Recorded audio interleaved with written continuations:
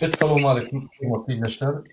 Şu gün 2020 yılın 9 fevral heptänge meýişlerine güni hoş geldiňiz. Demokratik opozisiýasynyň platformasynyň kanallarına. Hormatly dinleşler, şu gün meň bilen gepleşige Nurjan apa gatnaşýar. Nurjan apa hoş geldiňiz. Sağ olun çağrınız için. Salam vatandaşlar. Diýeriş atnaşýar, diýeriş ýa-ni biziň Türkmenistanyň demokratik opozisiýasynyň syýasy aktivisti, ine şulum biziň efirime atnaşýar. Hoş geldiň diýeriş. Salam aleykum. Assalamu aleykum gaderli ýyldaşlar. Mähruban watansewer dogumyz. Şolsanda Murat Kurbanow, Nurjan gelejemiz hoş gördük, sapa gördük, tuğleme her bir alyp barýan işleňizde üstünlük dileýän, işiniz rowaç bolsun. Biz de elimizden geldiginden goldolumuzy bereriz sizlere. Sağ ol. Sağ ol diýeriz. Hormatly watandaşlar, biz şu wagtda TikTok'ta da efir alyp barýar. Siz TikTok'tan bizi görüp bir mut men şu TikTok nimeni paylaşmak için paylaşayım hemmeler bilen.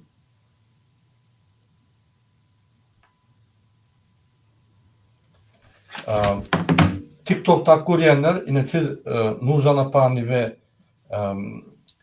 diýle şöýränok ýöne biziň YouTube efirimizde olur badyr. Hormatly watandaşlar, şuňky biziň çykyşymyň temasy aktivistlere garşy görüşýänler. Kim olar? Maksatlar näme? Näçip aktivistlere garşy görüşýärler? Näçip syýasy meýdançada şurýaly uruşlar gidýär?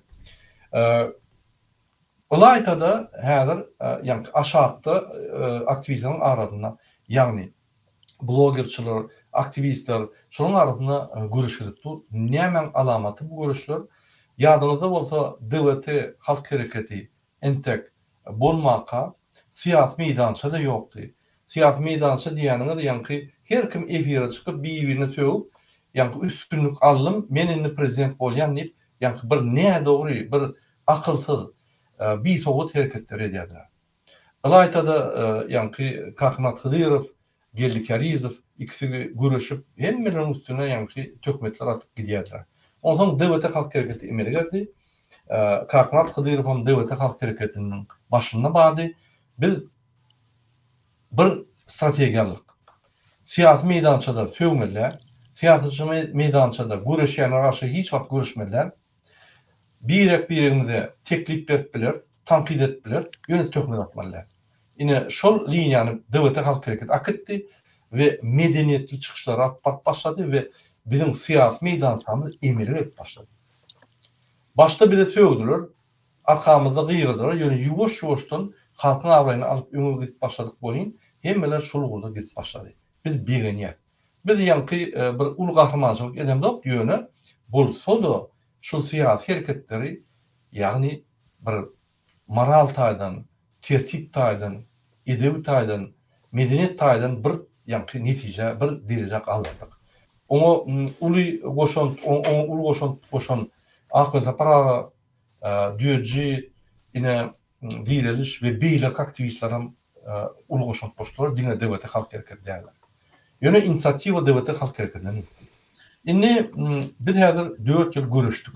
Gysgaça aýtsam 4 ýylda ine biz görüşi başlanmada ýul aýynda kabinet ministriniň içindäki we aparat prezidentiň diýwarynyň içindäki işleýän adamlar alaytada şadan öňe çykyp, ýene bir ýere çykdy diýip gülüp ýa-ni aýtdy, adamlar ýygnap. Ýene bir opozisiýon hereketi çykdy diýip gülüp aýtdy. Şondan şular pikir etmedi, şu güne gelerler diýip. Şo ýerde üstümizden gülüp ýa-ni çykyş edip, sebäbi o wagtlary Türkmenistanyň zulüm hökümeti opozisiýany oýnaýardy. Ýagny MHM üstünden bir ýerine ýa-ni ters maglumatlar berip, bir ýerini ýalan maglumatlar berip, bir ýerini oňa garşy küşkürdirip, onuň adyndan komentar ýazyp, onuň adyndan bir hasap açyp, onu böktürip, muňa pul berip, muny ýa-ni avantaj berip, kwartira berip, oňa neme berip, şeýdip ýa-ni arasyny bulýar. MHM esasy iş şodur. Ine şonu biz geçdik. 4 ýyllar şondan geçdik. Ine ünsürp sersem ýene de şondan galan, şol taryhdan galan käbir oýunçular galdy. Almat Rahimov, Qarabloger, Atamurat Saparov, Kaspirovskiy bir qow adamın armat gören bir onun bir şu Almat Rahimov yani. Türkmenat gören Azat Haytbayev o bağ diyen kontrrazvedkan işleri. Ne şu birleşip hemen arzularını yerine getirdiler. Şu arada şunu bulunacak oldu. Ne medyalar? Hayti ne medya? Kim ne medya? Şu arada bir durup geçecek. Yani şu da aktaran bir açıklamalı bizim görüşümde tehdit ediyorlar. Anladın mı? Bir Azat Haytbayev'in ne medyanın kim hakkında durumunu Haytı razvedka işleyen hemen aktar biliyor. Yönet ve problem yok. Bu yana düşünüyor, yanlış düşünüyor. Bu motor özünü başta 2020 yılda men liberal partiyanın yolbaşı deyip, yani çok vekilli pozisyonu ediyor. Ben onunla gürleştim bir neyse kadar. On bir gürleşimde bir aklılığı verdi, düşüncesi bağlı verdi. Bir hemen ya onun manipülasyasına düşmeyenliği verdi. Bir analiz ettiğin oğlanın verdi. Demek şu rahatlara koşun yani konkretno öz ihtiyar var, konkretno bir abi var. Bunun koşulmaz. Yani büyüklüğü yani bu iş yani.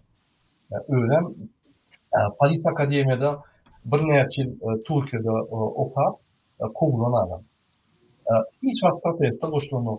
Hiç vakit yani aktivizm protestine koşulmaz. Yine arasına girip, buluşturup, tüyüştürüp o harekete girip, o yerde buluşturup, bu harekete bu yerde buluşturup, baydatlı durmaklı harekete atlar. Kaspirovskiy arada gururun ve çekkel, pulunu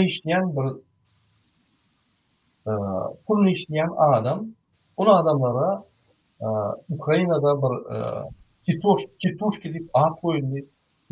Ukrayna birinci olup Sovyet Soyuzu'nda yani adamlara görüş alıp başladı ve şu adamlara karşı görüştü. Yani adamı almakta görüştü. Şu adamlara karşı görüşü ediyen Titushki'ye öne çıktı. Yani bilimsiz, düşüncesiz, pulunu işleyecekler, maşenikler, şolar pul verip şu adamla görüşen adamlara karşı görüştürdüğünde ve şu adamla aktivistler karşı görüşen adamlara Titushki'ye bir ad koydu. Yine şunun belli bir görünüp duran ul vekili ve yolbaşı vekili Kaspirovskiy, Atamurat Saparov. Ol pul alıp yani Davlatkerin edalarından o edalarından. Türkmen siyasetinden pul alıp bir de doказательства da var. Hem de doказательства. Pul alıp pulunu bir de karşı uğraşan adam. Kim ümürlükte şuna karşı? Onun olsa yani Hacıyev'in ambisiyası vardı. Prezident olmak, prezident sayılıyor. Prezident olmak, devlet, vakti olmak. Bana da hüdürlüdüler şunu. Yani Viyana, Avstriya çağırıp bana hüdürlüdü şunu. Ben her benim utoriyalı eder. Derlo granisalar yapar. Bir apalizanı salmak. Ben prezidentinde ben aç yapıp yani kıvırtı biz Türk biyologu ve özümüz zorunda durdu. Bizim onun yaşlarının ekspertimiz var. Biz ministerler, biz yeme, biz oldu, akım olay, biz zorunda. Ben şundan yıldır ne diyeyim? 50 yaş yaşadım ben baktım sıksız. Yine verip olsa yaşadım, Allah'ın verin yaşadım. Şunun için sizin oynatıyınız, sizin yani konuşmayı ipiniz olmaz. Barın başacak, bana uğradı ettiler. Başacak da adını dedim diysen, üyüşüp devlete halk hareketini beni atak ettiler. Devlet baykanına pul verildi. Kronika Türkmenistan devlet baykanına pul verdi. Onun iyiliği de bir arası çıkış etti. Son bir çıkışımla yankı bunu Timur Terkler'de yatırım yeri yapıldı. Kahramanoğlu'nun evimleşini efire getirip şu yerde boyun aldı. Bana da bağışlarsın hem arası Ustadoğlu'nun bilyet yönü bana pul verildi, studiya alındı, grant verdiler, ben şunu atrabot ettim. Sen toporunda, ben söylemez öyle sen toporunda adamlar kapa, Alamat Rahimov yine plan dedi. Şoları sen yanaştın, sen özün elbette zat deyip aytdı. Ben şu ürünü aydan okudum, yine şu kadar geçerli, yine aydayan. Yine ön şuraya siyasatta Türkmen Siyasi Fond, Kronika Türkmenistan bular yani monopoli edip nimen saklak geliyorlar. Opozisiyanı. Biz opozisiya, başka opozisiya yok değil. Biz protestlara geçiyoruz, bizi basıyorlar, biz ne diyeceğiz? Biz yok, yine hem halkary gurumlaryna diňe şolar grant alyp gelip ýördiler. Bular şol ýagdaý amatly. Sebäbi näme? Grant alýa Ýewropada kronikadakylar kwartiýa alyp ýatýarlar. Ol dazarkel o ýerde bular hedil gülleri gowy bizim kösenýär, halk kösenýär. Mum görüş gidip durýaly, ýöne tolk ýok. Nanam men biznesmen. Men bir ýere girip, bir hereket edip rezultat almasam, men şoňa giýjekkä, etjekkä. Giýsemem, näme azar berse, güni aýtjak da düzeltjek. Başga men alajym ýok, men öwrençen şoňa işler. Ýöne wagt ýitirip hökümetde işläp, wagt ýitirip adamlar alyp zatgaly, wagt çekip gelip ýören oglanlar, olar et görmek ömürde. Hökümetde işläp görmek.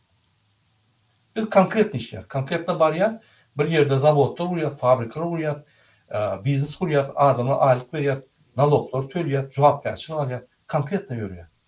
Bize o wagt ýok, o zatlara wagt ýitirmäli. Etip göremadiňizler. Ine şular devlete karşı görüşdüler. Inni Atalat Saparova, inni bunu öňe çykyp bilen oklar, sebäbi biz onu çüýläp başladyk, ýani efirde da aýtyp başladyk. Atalat Saparov ýaly tutuşgury öňe çykary. Rahmanow, Atalat Saparov ýalyklary çykaryp devlete poklaýarlar. Inni Atalat Saparowyň diýen sözü näme? Devlete ýalňyş. Murat Urwanow allady, Farhady Türkmenistana gitdiler, öldürdüler, allady. Bu olsa bizi oynap ýördi. Garabıl dogan. Murat Urwanow ýalňyş edýän bolsa, sen näme etdiň? Görüş başlaryna birinji günden gyýgyrmadyňmy? Maşennik. Murana onu gollamaň, maşennik. Men size şonu diýdim, gollalyň o, birini gidirmäli, maşennik bolsa gidirmäli. Şunu gidersek, beýlekler mak giderler, bir-birinden diýsem, inanmadylar. Rowşan alyp gitdiler. Rowşan bize garşy görüşen bolsa tapawut ýok, alyp gitdiler. Maksat beýan alyp gitdiler, Keminýany alyp gitdiler. Azat diýen alyp gitdiler. Ol nemen ýanyna, Farhadyň ýanyna o Yunus diýen alyp gitdiler. Biz hemme zatdan habarly Türkmenistanda bolup geçen zatdan. Mälik ber. Bir de Farhady gorap, pul harajatlar edip bütün dünýäde Türkiýanyň paspортуny, akçaýyny, oňuny, niýede tolka Warşawada çykyş edip gorap ýör. Bular bolsa hiç şart etmen, absolutno. Garalap Farhady. Absolutno atlaryny hiç ýerde bellemän, men hukuk adam haklaryny goraýan diýip bir ýerde gürledim sen şu Farhad boýunça. Şu hukuklar goraýan diýip. Bir näme Farhad goraňok? Sen adam hukuklar goranyňda söz berýän, men onun ýa gelip çykyşy bilen adamyň işim ýok. Şoň haklary bolsa, maşenem bolsa, men goramaly diýip boýnan ýa-da. Anämçi Farhad Meymankuliýewiň näme haklary bozulmadymy? Bir kanunýada Türkmenistan akdedilmedimi? Akdedildi. Bir kanunýada tutulmadymy? Tutuldy. Indi bular öldü diýerler de. Farhad ölenok. Biz bilýär Farhadyň niýe dediğini, näme işleýärni. Biz ofisial dokumentler alýar. Gürküder ýa, şoň ýalançydygyny gürküder ýa. Indi gepim tümmekleri, bu bolsa pulnu bu tarafa allamrat pul berýär, bu tarafa dazarkel finansiýer diýär. Bular näme diýär? Ýanky devletini haýynlamaly, devlete öňüňi diýär.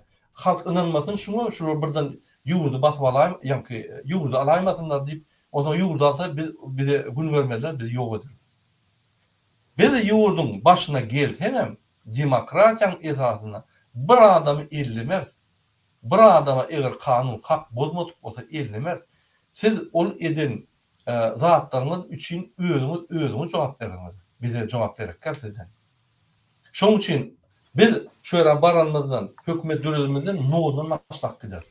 Hiç kime degmez, opozisiya bolmaly, ýöne gowy opozisiya bolmaly, arasda bolmaly. Siz ýaly hapa, arkadan urýan, ol berde de maşençilikden dowam edýän, ýagny halkary gurumlardan pul alyp, ýene de bize garşy o pullary gönderip, adamlar oýnap, Türkmenistan hökümetine işlerinde şol oýunlar bize gerek.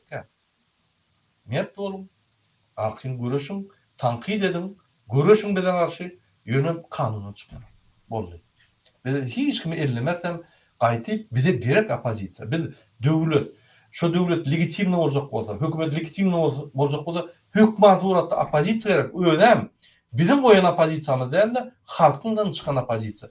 Gaýtyp biz olara pul bermeli, gollamaly, kanun boýunça. Hökümet şoňa subsidiýa, grant bermeli. Biz onu bereriz. Ine bizim maksatlarımız açık aýdýar. arkadan uram yok, birliğin işlem yok, açık aydı. Şimdi, bolya, yankı Farhat Meymankuliyev gany sizin elinizde, biz näme onu tuttuk mu?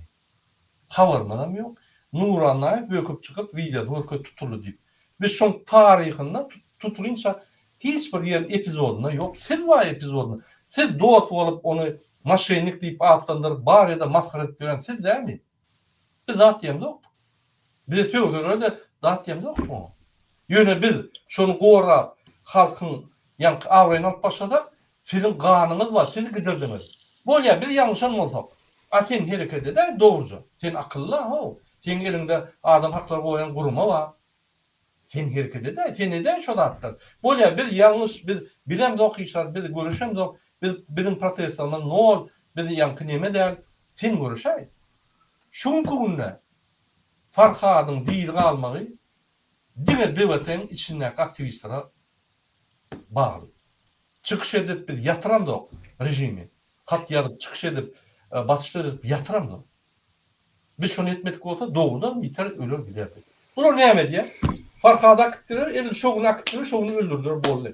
Tabi, biz yap günah der, yalanam olsa biz günahkar der, qaytip, şu kurbanı Farhad oyuncu biz siz görüşeyim, davay şunu avradan açar. Bollu. Devlete görüşeyim, avradan açar. O Tituşko'da atman sapart yani Tituşko'da oyun olacak. Şunu hayadır pul versen, mesela günah deyin.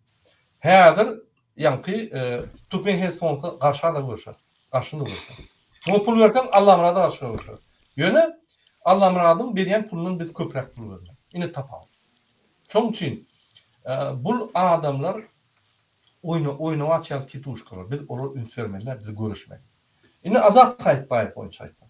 Azat Kayıtbayev, men 2020-nji ýylda Telegram çagy açamda. Aktivistler toplap başlandı. Şo ýerde Murat Düşeňow geldi, bir topar adam geldi. Şo ýerde Azat Kayıtbayev çykyş etdi, men onu gep gurun alışdy. Bir topar gowuzatlary edip başlap, ýani ynama ýerdi. Ve şo ýerde ynama ýerenne ýani provokasiýa etip başlady Telegram çagyna. O zaman men şoň agentligini kesitledim. Agent bolmasa da ediyen hareketleri edil MHM agentin ediyen hareketlerine mengdeş oldu. Arada bize kömek etdi.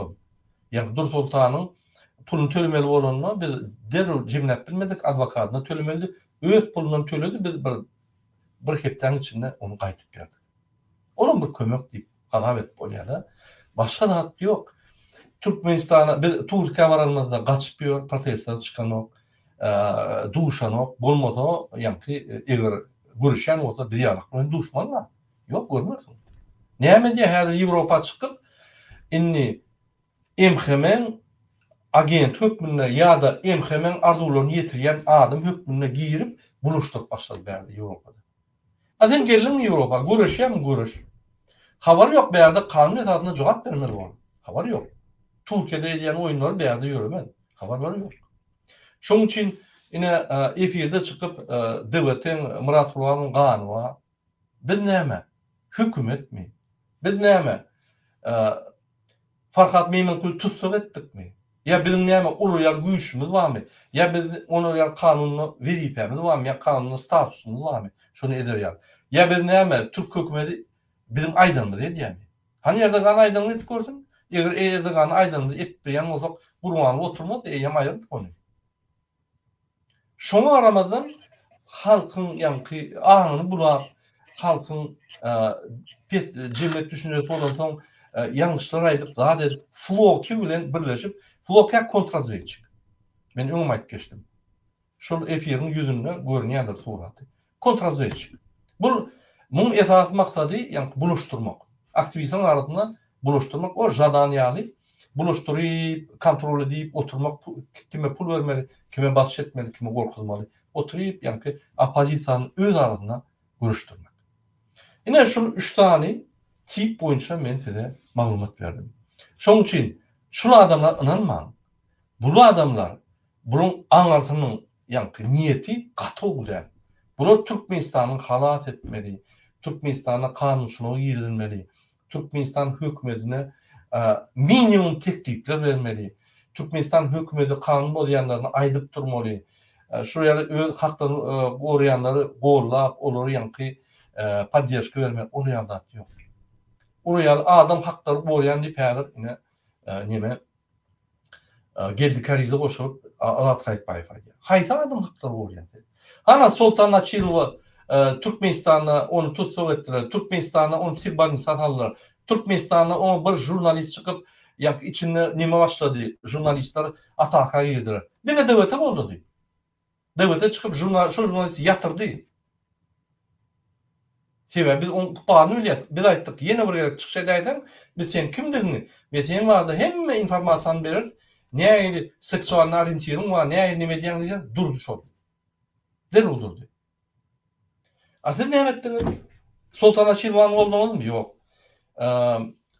Farhat Meymankuliyeva bir gorlu podдержка gördünüz mü? Yok. Maksat bir podдержка gördünüz mü? Yok. Kimine podдержка gördünüz mü? Yok. Yani tutulun Ruşan Kılıçev ya beylikle podдержка gördünüz mü? Yok.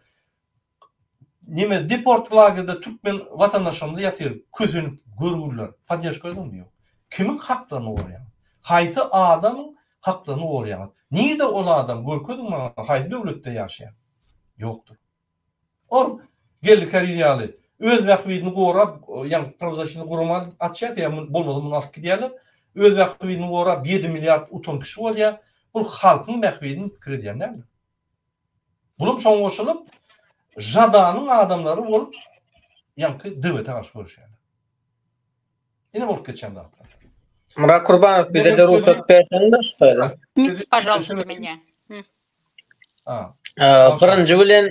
Birinci bilen bulara ferhat gerekledimi? Biz bunu bir analiz edelim ya, bulara ferhat gerekledimi? Ferhat tutulmadık vakti, çıkış edip beren vakti bular ferhat bilen gatnaşýadylarmy? İkinciden hem biz ferhatı suda vermeklik üçün maksat etmedik ya bulun kıyalı. Bular ferhatı suda vermeklik üçün, ferhatın üstünden iş kozlamaklik üçün Allah Murat Rahimov, Dur Sultan Taganova, Tecul Behmetova dağı maksat ettiler ve Roz Muradağa ferhatı suda vermeklik teklif ettiler. Bulara ferhat aslında Farhadın nimetine kanı olurdu var da. O neymiş bize tökmed atken oluyor. Sebebi gorkunuňurdur edýärler Murat Kurbanov. Misal mesele bu gorkunuňurdur edýärler. Meselem Adat Kayıtbayewiň bir zatlardan gorkusy wadanym direliş diýär. Ferhadyň ölümünde senin hem elinde gany var diýär. Bularyň bir zatdan gorkusy var. Mesele bu gorku näme? Hukuk goraýjylaryň diktator gitmekligi bahwidine däl. Sebebi diktator badanym hukuk goraýjylary var. Diktator bolmasa bular kimi gorasyn? Meni gorasunlarmy? Meni diktator edip görkösünlermi? Bular gorkunuňurdur edýärler. Sebebi hukuk goraýjylar siyasi hereketçileriň hereketine seredip olaryň hakky hukugyny goramaly däl. Bular her bir siyasi hereketçiniň hakkyny we hukugyny goramaly. Bularyň boşnamasynda bu var. Emma bular sinedik görseniz bizim halkymyzda mesela Maydar Adat Kayıtbayev günden gün aýdýar, döwlet tagdyrşyk etmeli diýär. Ve özünden sen aktivist mi dip soran wagtyň men insan hukuklary goraýjysy diýär. Sinedik görüm bir sözünde hak talep etmeli diýär, bir sözünde döwlet tagdyrşyk etmeli diýär, bir sözünde sizin hereketiniz bolanok diýär, bir sözünde eýle, bir sözünde beýle. Yani bularyň maksady näme? Mesela maksat näme? Maksat bu esasy niyet, esasy maksat bolmaly. Bu Ferhadyň deport bolman, depressiony lagere düşen wagty näme üçin hiç kile hareket edilmedi we garaşyldy?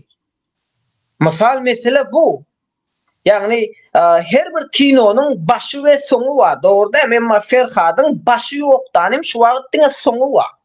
Hanımının başı Ferhat tutulan wagty näme üçin depressiony lagerlere gidilmedi? Näme üçin utaýaklar videolar çekilmedi? Ferhat üçin alada edildimi? Ya da Ferhat gidenden sonra hak hukuk dayanış derine gaçdyk diýilip halky bu gurama çağırış edildimi? Meselem Dur Sultan Taganova. Ferhat tutulup deport bolandan sonra bular hak hukuk dayanış derine gaçdylar. Türkiye'deki mültecilerin toplantısında çıkış ettiler ve näme diýdiler şonda sinetip görün. Bizim diýdi hak hukuk dayaş derneğimiz var diýdi. Bizim hukuk goraýjy organizasiýalarymyz var diýdi. Bizlere yüz tutun diýdi. Bizim eger diýdi öýüňizde polis warsa diýdi. Eger siziň öýüňizdekileri polisiýe soraw çekken bolsa bize yüz tutun, biz size kömek edýär diýip Nursultan Taganowa Ferhat tutulup deport bolandan sonra çağırış etdi. Seni görýärmi? Üstüsüne de bu taýda ýene bir bok gömdülçülükler var. Bilýän bolsaňyz Ferhat tutulan wagty bular öz saytlarında näme ýaýynladylar? Ferhatyň tutulanlygy we deportlanlygy barada maglumat ýaýynladylar we sonra bunu aýyrdylar. Size bunu suwd edip görkezdiňiz şo wagt. Ene seredin diýdiňiz bildirişlerini aýyrdylar diýdiňiz. Mesela bular näme üçin advokat tuttular ve bu advokat şu bir şeklinde hereket alıp bardy. Birinciden oturup pikir etmeli. Kemine tutulan wagty Nursultan Taganowanyň üstünden ýazan arzasy çykdy. Endi oturup pikir edip görün, Ferhat tutulan wagty bu dernelip anyklanan wagty, bir dogry düzgün advokat baran wagty kimin arzalary çykardy? Siz şu wagtda pikir edip görýärmi? Mesela Ferhat tutulan wagtda deportasiýon lagery derňelen bolsa, dogry düzgün bir advokat üstünde işlän bolsa, Ferhatyň üstünden kimleriň arza ýazanlygam çykardy. Ve bu zatlar çykmasyn diýilip, bularyň öz tutan şahsy adwokatlary gidip gümsamp edip analiz alyp gaýtdy. Eger de bular gorkunyňyzda etdim kadiýan, meselem bular Ferhat tutulan wagtda astrynlyk bilen derhal şu adwokat uratdylar we ähli zady derňediler, anykladylar we sıraly gümsamp etdiler. Ve 3 aýaly oturdu bular. 3 aýaly sessiz oturdular. Sebäbi men şo wagtlar bularyň TikTok efirlerine girýärdim. Meni edil häzirki edişleri ýalak sessiz alýardylar. Blog edýärdiler. Näme üçin blog edýärdiler? Haýsy söz ulanýardym. Siz diýdim Türkmenistandaky syýasy tutsalara azatlyk berdik diýip öwünýäňiz diýdim. Emma Ferhatyň Türkiýede dogny ýa Türkmenistanda dogny dolu we dogry derejede maglumat berip bilmeýäňiz diýdim. Emma siz diýdim Türkmenistandaky syýasy tutsalara azatlyk berdik diýip öwünýärdiňiz diýdim. Bulara Ferhat gerekli değil, bulara bahana gerekli, dava cencel döretmeli. Sebebi hukuk goraýjylaryň behwidine değil. Häzir diktator gitse hukuk goraýjylar kimi gorasyn? Nurjan Ellejany gorasynmy? Ya Murat Kurbany gorasynmy? Ya meni gorasynmy? Diktator badany bu guramalary var. Diktator bolanlyk üçin bu guramalar diktatordan aktivistleri gorýas dip grandalyalar gidip OBS guramasında diýili görkezin den kampaniýasynda diýereligi näbelli adamlary görkezen bolýarlar. Daşy ol adamlary bizler tanamzok. Eger men OBS'ye barmadyk bolsam, men şu taýda diýili görkezin kampaniýada görkezilýän suratdaky şahsiýetleri tanamazdım. Men OBS'ye baran wagtym tanak kaldym. Bu adamlar haçan tutulupdyr, näme üçin tutulupdyr, nerede tutulupdyr? Bular onsam ýene bir zatda, bular bir wagtlar video ýaýynlýardy. Biz Türkmenistandaky syýasy tutsalara azatlyk berdirdik diýýärdiler. Endi oturup pikir edin. Bular nähilek şekilde Türkmenistandaky şahslary, şahsiýetleri syýasatçy edip bildiler we bulary syýasy tutsak edip bildiler ve bulara azatlyk berdirip bildiler. Nähilek şekilde. Nähilek şekilde ol adamlar syýasy edip bildiler we nähilek şekilde olar azatlyk berdirip bildiler. Sebäbi Türkmenistandaky adamlaryň platformasy, TikTok, YouTube ýokdy. Bir Murat Düşenowň bardy. Emma bular Murat Düşenow wada alady etdimi? Murat Düşenowň türmeden çykmaklygy üçin Murat Düşenowyň suratyny alyp OBS'de bunu görkezip talap etdimi? Etmediler. Emma bunu kim etdi? Murat Kurbany Fransadan Amerika gidip Murat Düşenowyň suratyny görkezip talap etdi. Ferhat Meýmankuliýewiň suratyny görkezip talap etdi. Emma näme üçin bu işleri hukuk goraýjylar amal aşyrmady? Bularyň derdi näme? Bularyň derdi diktator bilen lalaşyp gelmeklik, diktatoryň baş eden adamlarynyň üstünden grand işlemeklik. Her bir zadyň özüniň behwidi we geleri var. Menin pikirimçe bular şonuň üçin hakyky hereket etjek adamlara çöp atýarlar, pitçiň atýarlar, özleri alternativ hereket görkezip bilmeýärler, gep oýnatýarlar. Gep oynatýarlar. Näme üçin özleri alternativ hereket görkezip bilmeýärler? Näme üçin adamlar alternativ maglumat berip bilmeýärler? Etmeýärler, niyet etmeklik däl, edileni bozmakluk. Meselem Dursultan Tagany we men Türkmenistana gitjek gelip açyk aýdy boldy. Açyk niyetini beýan etdi. Hatda diýär Türkmenistanda hökümet çalışyp, hökümet sistemada düzelse de men maşgalamy ýurtdan çykarjak diýär. Emma welin ayağı bir şen ýalar häzirki alınıp barlayan hereketlere büwüt basjak bolýar. Näme üçin şu hereketlerdi Gurban Ulynyň döwründe etmedi? Näme üçin Gurban Ulynyň döwründe men halk üçin çykdym, men watan üçin çykdym, gorkmak ýok, ölmek bar, dönmek ýok diýip halka gaz berip gezdi. Eline portret alyp kimliksiz ýagdaýda razryşen ruhsatnamasyz miting edip miting öňüne çykyp geldi. Şeýdip departmanyň lagerlerde ýatyp geldi. Indi näme üçin halky halk hereket etjek wagty halkyň hereketine büwet basjak bolýar? Näme üçin? Bularyň niyeti başga. Meselen men ikagys söz komentary ýazdım. Hukuk goraýjylar haçan adam toplap başlaýarlar grant kazanmak üçin diýen wagtym bul maňa söwüp başlady we meni sessize buloga almana başlady. Özlerem her bir efir atjanlaryň efirlerini kontrol edýärler. Özlerini moderator etdirýärler. Moderator bolup oturan wagty men girip komentary ýazan wagtym ya blog edýärler ya sessiz alýarlar. Bularyň gorkusy var. Nämeden gorkusy var? Hakykatdan gorkusy var. Sebebi halk ayak koymajakdyr bulary. Halk hasap sorajakdyr. Sebebi bular Türkmen halkyna yüzlenen wagty ölü diýärler, gorkuk diýärler, kemsit diýärler, öyle sözler ulanýarlar Türkmene gerek gelen wagty. Ölleri bolsa sen Türkmen mi diýen wagtyň Türkmen bile däl. Sen İslam dinini kabul etdiňmi diýen wagtyň İslam dini bilen hem işi derdi ýok. Ne dinden hem bir habar, Türkmeniň däpde sorundan bir habar. Emma welin bular Türkmene gaz bermeklik gerekde. Gaz bermeli bolsa öňde, Türkmeni kemsitmeli bolsa öňde, Türkmeniň üstünden gülmeli bolsa öňde, halk günahkar diýip Türkmenleri günahkar etmeklikde öňde. Bak bunun hasabyny berjekdirler. Hökümet düzelip de sistemi doğru düzgün işlendi de Türkmen halkyny kemsidenler hasap berjekdirler. Men bitirdim. Nurcan geleceğe söz verelim. Bu da fikrini aýtdym. Öyle sağ ol. Bir fikrini üçün. Aydın Nurcan abla. Doğru. Yani dirilişin käbir aýdýan zatlaryny goşulýan.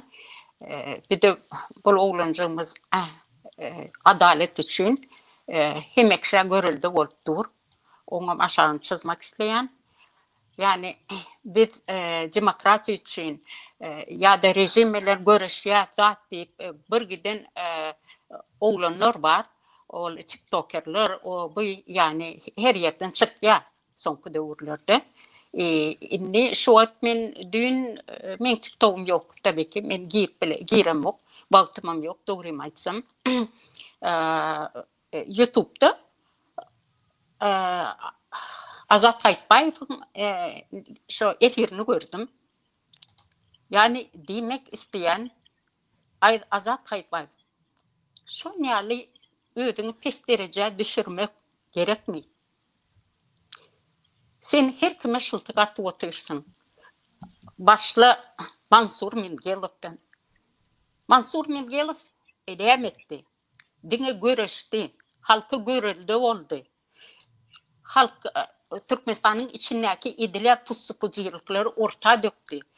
Generalny prokuratura prezidentiň kanselariýasyna hatlary ýazdy. Amerikan posolstwasyna hatlar ýazdy. Şun ýaly halklar kösenýär diýip.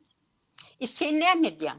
Indi bir ýerde çykypsyň-da Mansur Milgelow diýär международный сообществодан diýär, ol diýär pul alýar diýär. Ol diýär inha eger öläýän ýagdaýda da diýär 10 ýyl sesi diýär şoň diýär çykarmazlar diýär. Sebäbi olar pul alyp otur diýär. Ay haramzada, repide sen. O tamdyra nime dilýän bar ýa, o hamir goýup repide. Ana şol sen. Yüzüň repide menzak edipdir. Sen hani bana bir doказательство görkeştaýdy halka. İşte Mansur'un pravozащитный organizasyonlardan ya da bir yerden alyan pul var deyip. Hudaya şükür. Onun arkasında dağ yalı dayzası var. Sen yalı, men seni var, o bitçe de verim o. O dırnamın nemesi ucu bilen ezileyen. Anladın mı? Men bütün dünya mировой сообществоларıyla işleşi otur. Bu Avrupa, bu Amerika hem yerden. Yönü Türkmenistan rejimi onu çıkarmaya korkuyorlar. Anladın mı? Sebebi adaletin yanında ol oğlun. Sen ağzını doldurup gaydıp Mansur Mingelev'in adını tutma. Ben seni öyle bir şeyle hemerik maskara ederim ki yani öz adını unutursun. Ya da iç yanlışı var tabletkalarım deyip davlenya deyip görkezi otursun. Onlar sana ne pamogut. Onlar sana kömek etmez. Anladın mı? Gepini ölçek yeple. Çıkıp sen otayda dine nemede otursun. Adamları uruşturup pusucurlukla yepler edip. Gelişiyormuş o sana. Ulakan adam ol otursun. Adamın diyecek geldi sana öyle. Yani inni gepini ölçek yeple. O ne mi demek? O dirilişte Murat Kurbanov'un elinde kanı varsan mı? Sen kim? Sen bir gezek in olmandı, bir gezek adamları ya aktivistleri kömek ettin mi? Ne manevi, ne materyal, ne zat vardı. Sen bir köpük versen canın çıkar. Ama devlete her kim aydıp bilir, her kime kömek ediyorsun. Ne hile cayımı, o finansiyaldayımı, o mu bu mu elimizden gelenini kömek ediyorsun. Sen ne bağ mı? Hani bir gezek Farhad'ın arkasında dursun da yine gana elinde deyip. Sen bir gezek çıktın mı? Bir gezek pravozащитный organizasyonlar hat yazdın mı? Melgul. Sen Murat Liçeviç'e neme agent diye. Senin agentliğini biz damno biliyoruz. Halk kim biliyor? Senin daha efirinde sana oğlanlar yüzüne deyip otururlar. Sen agent. Bunu açıkça ben aydiyan. Sen agent. Haramzade. Halk yanlış şu haramzadan yanına. Nurcan apa, şahsa demeli, adamın şahsına demeli. Yok, o değil mi? Bizim aytmağı halk bilmeli. Murat Kurbanov, näme üçin Allah Murat Rahimov'dan mälik berdiğini Maksat Baymuratov soramaýarlar. Ana advokat adam tuttular, 2 sanaga advokat tuttular. Ana näme üçin onu talep etmeýärler? Mesela, o mälik berdiğini gaza getiren kim? Maksat Bayramov, Allah Murat Rahimov. Näme üçin bu Maksat Bayramov Rossiýada oturup mälik berdiğinin Ýewropa geçmegine kömek etmedi ya da Allah Murat Rahimov Ýewropada oturup mälik berdiğinin Ýewropa geçmegine kömek etmedi. Näme üçin bular özüne inanyp mälik berdi danemo Allah Murada inanyp bara dinini terk etdi. Dinini terk etdi. Gözüňize getirip görüňiz şu derecede Allah Murada inanyp öz dinini terk edip birler bilen din üstünde dava edýärdi. O men aýtdym, o şo jurnalist däl boldydım, ol sen özüne aldy ya, ol öý gahrymany, onuň bir jurnalist ol gidip reportaj alanyny gördüňmi diýdim. O jurnalistika alternativ hereket edýär, ol garaşdy, öz pikirini beýan edýär. Her kimin pikirini öwrenip halka beýan etmeli, ol tarap seçýär. Ol jurnalist däl, ol yalan sözleýär diýip aýdýardym men mälik berdi. Emma mälik berdiğinin, ana mälik berdiğinin kağıdını, maşgalatyny maskar etdiler o. O bir adama tutulup gidýär, onun maşgalatyna jaň edip, onun sesini zapys edip YouTube'da koyup, onun kağıdı gorkok filan filan. Siz gorkok däl bolsaňyz o. Sizler nägüllükler bilen siýasy bossullyk aldyňyz o. Ha nägüllükler bilen ýetdiňiz siz bu zatlara. O Türkmenistanda adamı tutulup giden adamın el atasyna jaň edýärler. Olaryň sesini zapys edýärler, YouTube'da ýaýynlaýarlar. Ha olar gorkok, bular gorkok diýärler. O bular bilinkiler var, bir zady ýangyş ya, Nurcan Ellece. Jurnalist hökümeti agdarmaly diýip düşünýärler. Ýok öyle, jurnalistlaryň hökümet agdarany barmy? Ýok. Revolüsioner jurnalist bolupdyr diýip eşitdik, gördüňizmi? Ýok. jurnalist özünün bildiklerini propaganda ediyor. Bildiklerini vaat ediyor. O bir görsen tuttur gitti yalan tarihi gurrun veroti.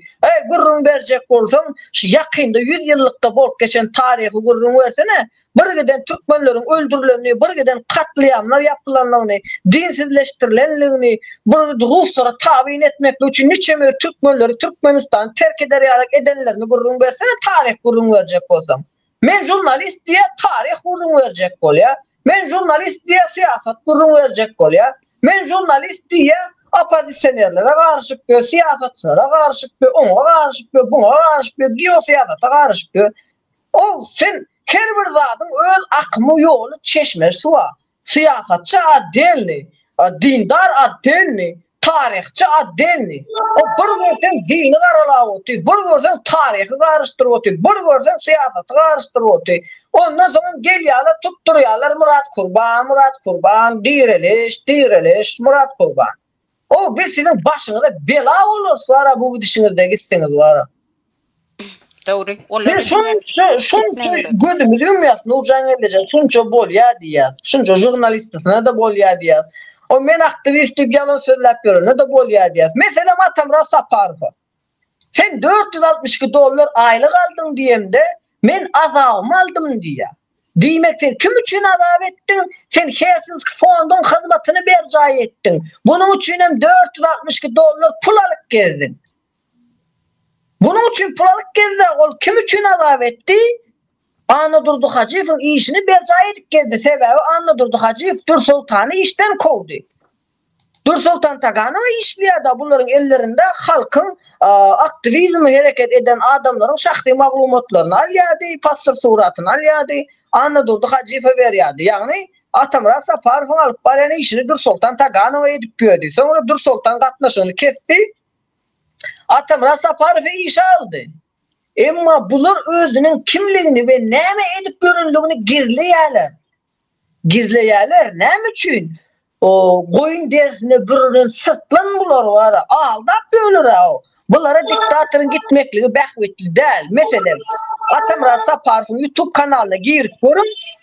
Bir prezident barada, diktatör barada, prezident ayırmaklık barada bir video rolü o mı? Yok. Dine direliş Murat Kurban.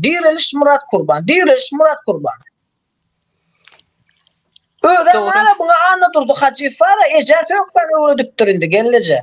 Yani Ecer Sökben mesela Adat Haytbayev'in efirine giriyor, Ecine bacını koyman Sökben. Näme üçin caniyen ya hakikat ba bu tayda hakikat ba caniyen ya.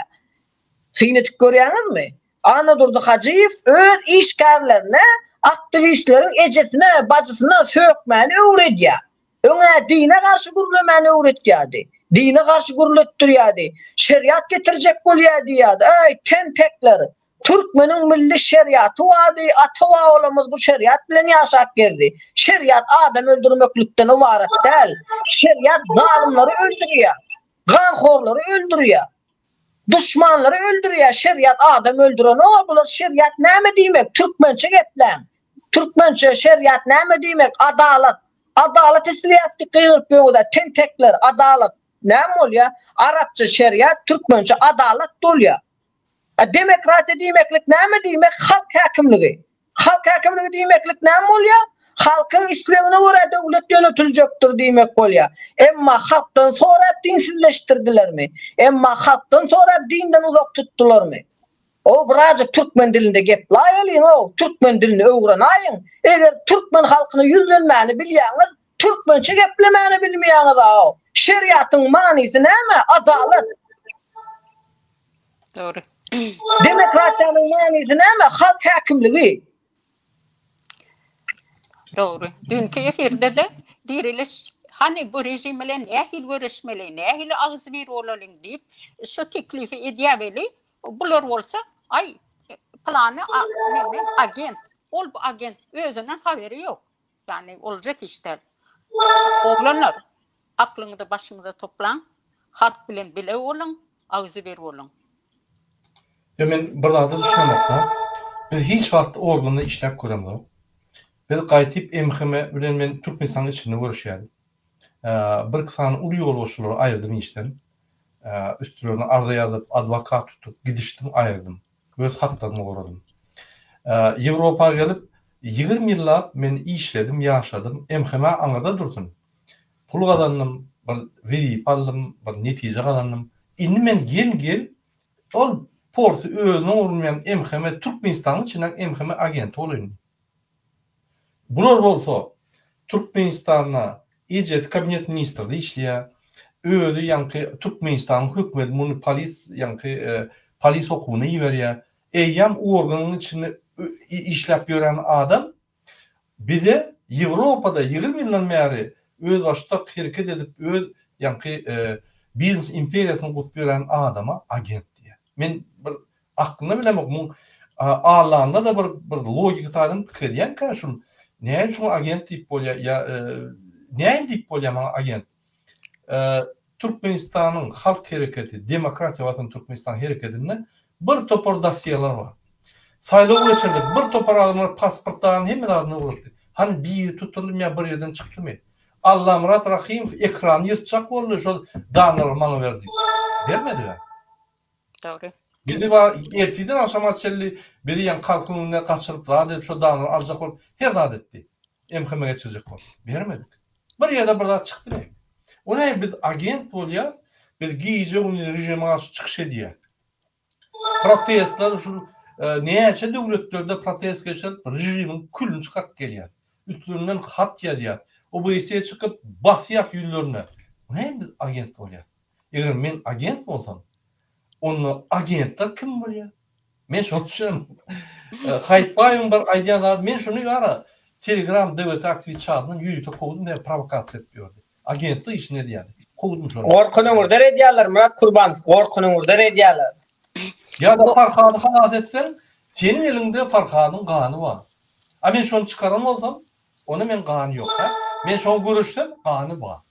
Sen görüşmesen, hiç şart etmesen, Farhad'ı maşenik deyip atlandırıp bütün bir yerde gelip ki üstüne tökmez atıyorsan, senin de kanı yok. Sen adam hukuklarını koruyan adam, sen hiç şart etmedin Farhad'ı görülüp ya Farhad'ı boğrap hiç adet etmedin, senin elinde kan yok. Hatta sen hukuk koruyan kurumu, biz siyasetçiler protest edip adımı aldırıp türmede oturulan protest edip Farhad'ı hem de protest etsek bizim elimizde kan var. Senin kurbanından neye tafavut var? Neye düşüncenizde neye tafavut var? Sizin tek diktatörlükten çıkan o öyle mi? Bizi diktatörlükte günahkar ediyor Almat Rahimov. Bir de o Avrupa'nın durmuşuna integrasiya bolup bir de yan başkaça fikir ediyor. Murat Kurbanov hiç da etmedik bolsa o näme bolardy ka? Meselen Ferhat deport boldy diýse, "Wahey biz ne dip biljek lazymyz ýokdy, oturmasyň." Başka olarak tapardılar. Doğru. Görüşmedi diýerdilermi ka? Görüşmedi diýerdilermi ka? Ama görüşmedi, hiç saat etmek diyorlar. Biz olur aydan da var sen görüşmedim diye. Bunun ne derim? Ben neyime gen görüyen Farhad için bir yardım etmedik. Hiç saat görüşmedik. Tökmet atıp gören adam bizi görüşüp Farhad için her yerim hatlar yazıp görüşüp gelen adamlara elinizde kan var ya. Sizin ne diliniz sonu var ya. Ola bir, intek bu gürküş değil. Bu aydan dağıtları menin ayalım, yani menin öydeki maşgalam, Gurban yollaga için doğun ayağının doğulmaya doğun şon doğmuş diye. Katastrof. Menin ayağım maşgalam, menki ayağım bir tarafa qaradamakdı, bir tarafa mekin. Yollaga için maşgaladı başka yerde. Bilmeyen o zaman öğrenin soğuruyor. Olmasa Allah Murat diyalı yine Murat Kurbanov nemeler bilen radikal teröristler bilen katnaşık kurya, yine Ukrayna'da katnaşık kurk geliyor anırda. Oho, bizim çıkışlarımız var mı? Radikala uğrak gördük mü? Dini uğrundan çıkış et gördük mü? Ya biz kontakt et gördük mü? Bolsa olmasa üstüne şol zatları nemedip koyup seni qaralamak propaganda yaptı. Olam kime diye? MHM pul veriyor, şunları ettiriyor, bunu büyük veriyor. Doğru. Bunlar şunu atlar, ne yapacak? Murat Kurbanov şundan bir aydık geçin, buların endi hukuk goraçylara hyzmat edip berler, hukuk goraçylara hyzmat edýärler, bildirgisiz işbirlik amal aşyrýarlar. Indi bular nähile kereket edýärler? Men öz pikirimi beýan etmek isleýän. Sebedin hökümete garşy birinji gaz berýärler. Gaz berip hökümete garşy görüşmäne çykan jemgyýet bolsa wagtyň geçmekle bilen gorkuzýarlar. Gorkulan jemgyýet bilen kontaktda geçýärler. Kontaktda geçenden sonra bu jemgyýetlerin şahsy maglumatyny alýarlar. Alınan şahsy maglumatlary bu anadurdy täjüle berýärler. Anadurdy täjüle näme etýärler? Hasawat berýärler. Sebäbi hukuk goraçylar ýyllyk hasawat bermeler. Kimin hakkını goradylar, näme işler etdiler, näme işler amal aşyrdylar, hasawat bermeli. Edil potrotçularyň dahod alyp dahod hasawatyny berýärler. Bularyň bir ýylyň dowamında eden işleri barada hasawat bermeli. Emma bu 2025'te şu wagt edilen iş ýok. Edilen iş indi näme etmeli? Häzirki wagt TikTok'da hökümete garşy görüşmek üçin çykan jemgyýeti başga saytlar bilen gorkuzmaly. Bunları deport bilen gorkuzmaly, hökümet bilen gorkuzmaly, polis bilen gorkuzmaly. Garaz hökümete garşy çykan jemgyýetiň şahsy maglumatlaryny almaly. Şonuň üçin bular ähli efirleri kontrol edip otyrlar. Birinji öz akkauntlary bilen efire girip söz söýlerler, başga akkauntlardan gelip bolsa liçkalardan gorkuzýarlar. Ve gorkun jemgyýetiň şahsy maglumatlaryny almana çalışýarlar. Ay bir de ýurt tutun biz kömek eder. Ay bu Türkmenistan intekler düzelmeýär. Yeni 10 ýyl bolmasa düzelmeýär. Senem Türkmenistana deport ederler. Türkmenistana barsan türmäge basarlar, gynarlar, ana Ferhadam öldürdüler, onam tuttular, bunam tuttular diýä bolýan. Häzirki wagt hökümete garşy görüşmäne çykan ýöneki jemgyýetimizin içine gorku girýär. İçine gorku giren jemgyýetimizden bulardan hantamaçylyk edýär. Ýurda gitmeli üçin bulara ýüz tutýar sebäbi aslında Sinet Göründür Sultan Taganowa nem alyp berdiler, yani dokument alyp berdiler ve bu dokument alandan sonra iýde sep bolup gitdi sebäbi Dur Sultana ýanaşanlaryň hemmesi hem siyasi dokument almak üçin hantamaçylyk etdiler. Sinet görýänmi şirketler näme edýär? Şirketler bir adama viza alyp berýärler, bir adamy ýurtdaşyny çykarýarlar ve bunun video rolini çektirýärler. Ine maňa plan şirket kömek etdi, viza alyp berdi, meni işe ýerleşdirdi diýärler. Yüzlerçe müňlerçe adamyň pulunu alyp ýitip gidýärler ve ondan soňra maşynyk şirketler gözläp bölür. Bunam şey etdiler. Bir adama siyasi dokument alyp berdiler. Bu ýanaşanlaryň hemmesini bolsa Türkiýanyň içinde wagtlaýyn ellerine dokument berildi. Haçan iptal ediljegen belli däl onuň sebäbi üstlerinden arga geliberse, üstlerinden şikayet geliberse, bularyň elindäki wagtlaýyn emesini amaly bilýärler. İptal edip bilýärler. Şonuň üçin bulary Türkiýede saklap otyrlar. Beýlekleriň başyna şogun geljekdir. Sebäbi oturup Sinet görün bular gorkuzmana öýle urökdi. Halky esasy şular gorkuly otyr, ene şu wagt hereket ediljek bolup otyrdy. Mesela Murat Kurban aýtdy, halkymyza herekete geçmeli, yeter artyk diýdi, hereket etmeli, agly birleşelim diýdi. Men bolýa diýdim. Ay bir görsem bu taýda toplanan jemgyýeti parçalap otyrlar. Toplanan jemgyýeti bolmaýar diýip gorkuly otyrlar. Toplanan jemgyýetiň içinde agent we meheme we ýene we diýip otyrlar. Özleri efir açyp gülüşip degişip otyrlar. Ýagny demokratiya ymtylan jemgyýetiň siyasi düşünjesini zäherläp otyrlar. Zäherleýärler, bilýärmi, siyasi hereket etjekler, hökümet aýyrmak isleýän adamlaryň siyasi düşünjesini zäherleýärler. Men aýdyp boldum. Tamam. Nurcan apa boşluklarını olsaydı bolmasa ben komentar vereyim. Şu wagt komentarda sen okawan bilen okul neme? Ya diýär bir taus diýen bir neme gyzasmy, yani aýal doğurmy ýazýar. Diriliş öldü zat diye. Diriliş ölüp bilir. Ama ol halkın ruhunda ölmedi. Ol halkı için algan şoň ýaşaşyny gowlaşdyrjak bolup ýören gahrman oğlan. Ol halkın ruhunda ölmedi. Ona aýdyp geçeýin. Efirde söýsem men banit edýändir. Nimen YouTube'un öz kanuny bar. Ferdim, hormatly watandaşlar. Häzir ine biz ýene-de herekete geçdik.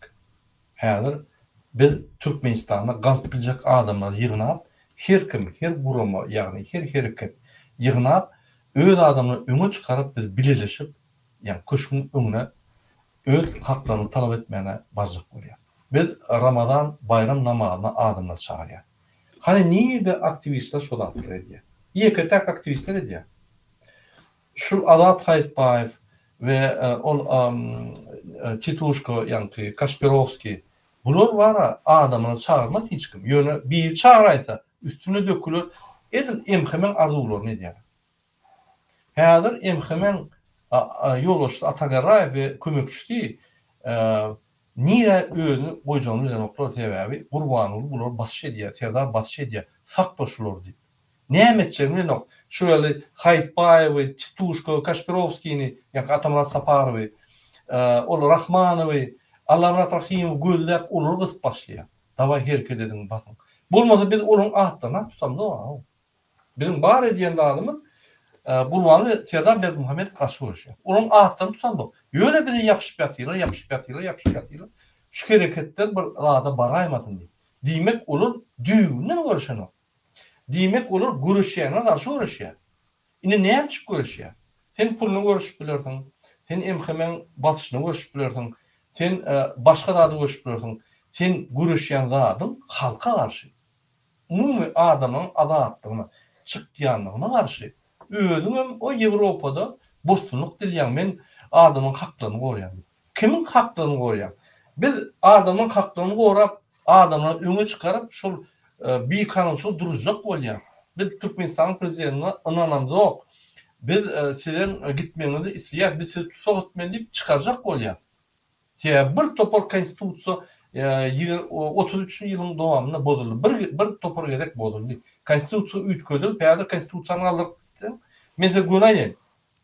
Maňa Abdullah nimetdi. Häzir konstitusiýany galdyrsaň şu Gurbanow Berdimuhammedow aýryp bolanok. Serdar Berdimuhammedow aýryp bolanok. Bu konstitusiýany berkleşdirdiler. Bir kanun ýagdaýa getirip, şu konstitusiýa hormata moýmalylar sebäp o ýerde bizim haklarymyz ýok. Abdullah maňa dün jaň etdi. Muradaga Türkmenistan prezidentini kanun esasyna aýryp bolýar. Kanun esasyna aýryp bolýan mesele aýdan 70-nji madda bar. Men ýalňyşmasam 70-nji maddaň esasyna ünsürüm. Türkmenistan hökümeti bolmaly zatlar. Kanun çykarş hökümeti meclis, ýerine ýetiriş hökümeti, kabinet ministri we onuň ornmasarlary, ýani ministrlikler zatlar we kadet hökümeti. Prezident ol bir prezentasiýa edýän adam. Şoň ýani işlemegine kömek edýän adam. Oň wezipesi kanun çykarş hökümetden ýokary däl, ýerine ýetiriş hökümetden ýokary däl, kadet hökümetinden ýokary däl.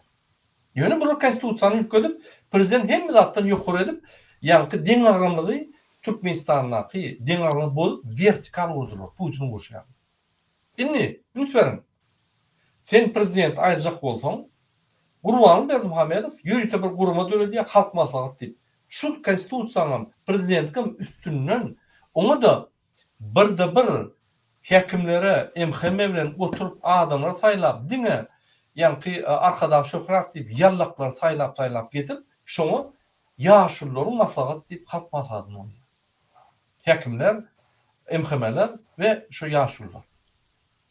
Indi Türkmenistanyň soňky konstitusiýasy boýunça egerde biz Serdar Berdimuhammedow kanunlar bolýar, şunu diýär, impeachment diýjek bolsak, biz diýilemdik. Onu diňe ýani konstitusiýanyň esasyna halk maslahatynyň 3den 2 bölegi şoň gasawat etmeli. Şol 3den 2 bölegi ses berilen ýagdaýda şol ýani Türkmenistan prezidenti işden aýrmaly we şoň wezipesi halk maslahatynyň ýol boşuna, ýagny kakasy bolan Gurbanow Berdimuhammedow etmeli. Indi özüňiz aýdyň, kanun esasyna şu mümkinmi? Elbetde ýok. Ýöne başga bir mümkinçilik bar. Biz şoň üýtgönen konstitusiýasyny kabul edemiz. Biz köşküňe barýar, halk bolup, halk konstitusiýa boýunça 3-nji maddaň esasyna iň ýokarky organ. Biz lüboy wagt konstitusiýany durup bilýär. Biz barып aýdýar, konstitusiýa şu günden işlenip, bu konstitusiya bizim konstitusiyamız değil. Bu konstitusiya atalı oğlu yürütülüştürülen edilen konstitusiya bizim o yerde hiç haklarımız yok. Biz hazır uyuşup birinci konstitusiyanı yatırıyaq, vaqtdan hükümetde döre diyer ve Gurbanlı ve Serdar Berdimuhamedov dirru tutsak ediyor sebebi konstitusiyanı bozup haklarımızı ayırıp Türkmenistan'la korrupsiyanı yirdiler deyip tutuyor. O bütün dünya cemiyetinin konvensiyalarına dengeliyor. Türkmenistan bütün dünya adam hakları koruyan jarnama dengeliyor. Şunu edilmede biz teyade konstitusiya kabul etmeli. Onam derro şu yerde yani köşkünü kabul etmeli. Yok. Biz orada vaqtdan hükümete biz ihtiyarlıklarımızı geçirmeli. Halk bol vaqtdan hükümete yoşodan hemme devletin işlerinin kontrol alya ministerleri, kabinet ministeri hemmetini vaqtlayınca ve sayıları ilan ediyor. Şu sayıları ilan edenle birinci bilen prezident sayılarını ilan ediyor. İstenen adam parti açıp biler, istenen adam öz kandidaturasını koyup biler. Yine şol ilan edilen ve istenen adam Türkmenistan'a, Türkmen gражданı bolun olsa gelip biler ve öz kandidaturasını koyup biler deyse, hemmelerin hakları den. Ol Soyunov'un hakları den, ol Kanada'daki Muhammed Düyeci eğer pasportu Türkmen gражданı satmağı olsa den, Murat Urbanov den, o çelikenine oturun Türkmen vatandaşının kam den, o talibin kam den, o beylikin kam den. Yani 40 yaştan geçmeli. Bollu, qanunat den. Yine şu denlikte bir sayılı geçirsek, onunla siz halk olup, öz sesiniz bilen, öz prezidentini sayılıyor. Bundan yukarıda at var mı? Bundan azat sayılı var mı? Yok. Bütün dünyada şey. Düşman edecek oluyor.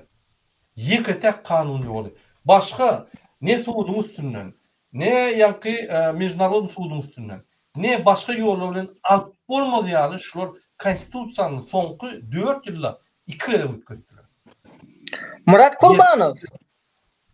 Kurbanov bu hukuk koruyucuları ve hukuk koruyucuların hizmetkarları bizleri koruma için görüşeceğimi ya da bizleri yok etmekle için görüşeceğler mi? Ay onu ben düşünemem, ömür düşünemem. Yine ne yapacağım? Şu zatları hukuk koruyan kurumları düşündürelim kalka. Düşündürmeli. Kanun bozuldu. Son 4 yılda 2 kere konstitusiya ütködüldü. Ne yapacağım? Şunu ütködüyorlar. Konstitusiyanı referandumla ütkötmeli. Halk bolup ütkötmeli. Onu halk bolup ütkötmen yok orada halk maslahatına ediyorlar. Yine halk galsavat etti deyip ondan aşağı düşürüyorlar. Meclise tasdikler. Prezidentin kol çeker. Tamam. Vesselam. Men size bunu aylayım. Kurban olayım. Bir akşam triyekten doyup ertiden iyi işe gelip hani men atım rovaç şunu deputat etmeli sebebi şunu hükümet meşhuruna hormat koymalı. Her adam ayağına yıkılıp hormat koymalı ise şol karar geçiyor. Hükümet yok da. Karar yok, kanun yok. Hem alınan kararlar oyuncak halk maslahatı var, oyuncak meclis var, oyuncak hükümet var. Hiç tat yok. Şimdi yine bir bu hukuk koruyuculara yüz tutup bal köyüne batıp arzuuna yeten adam var mı ka?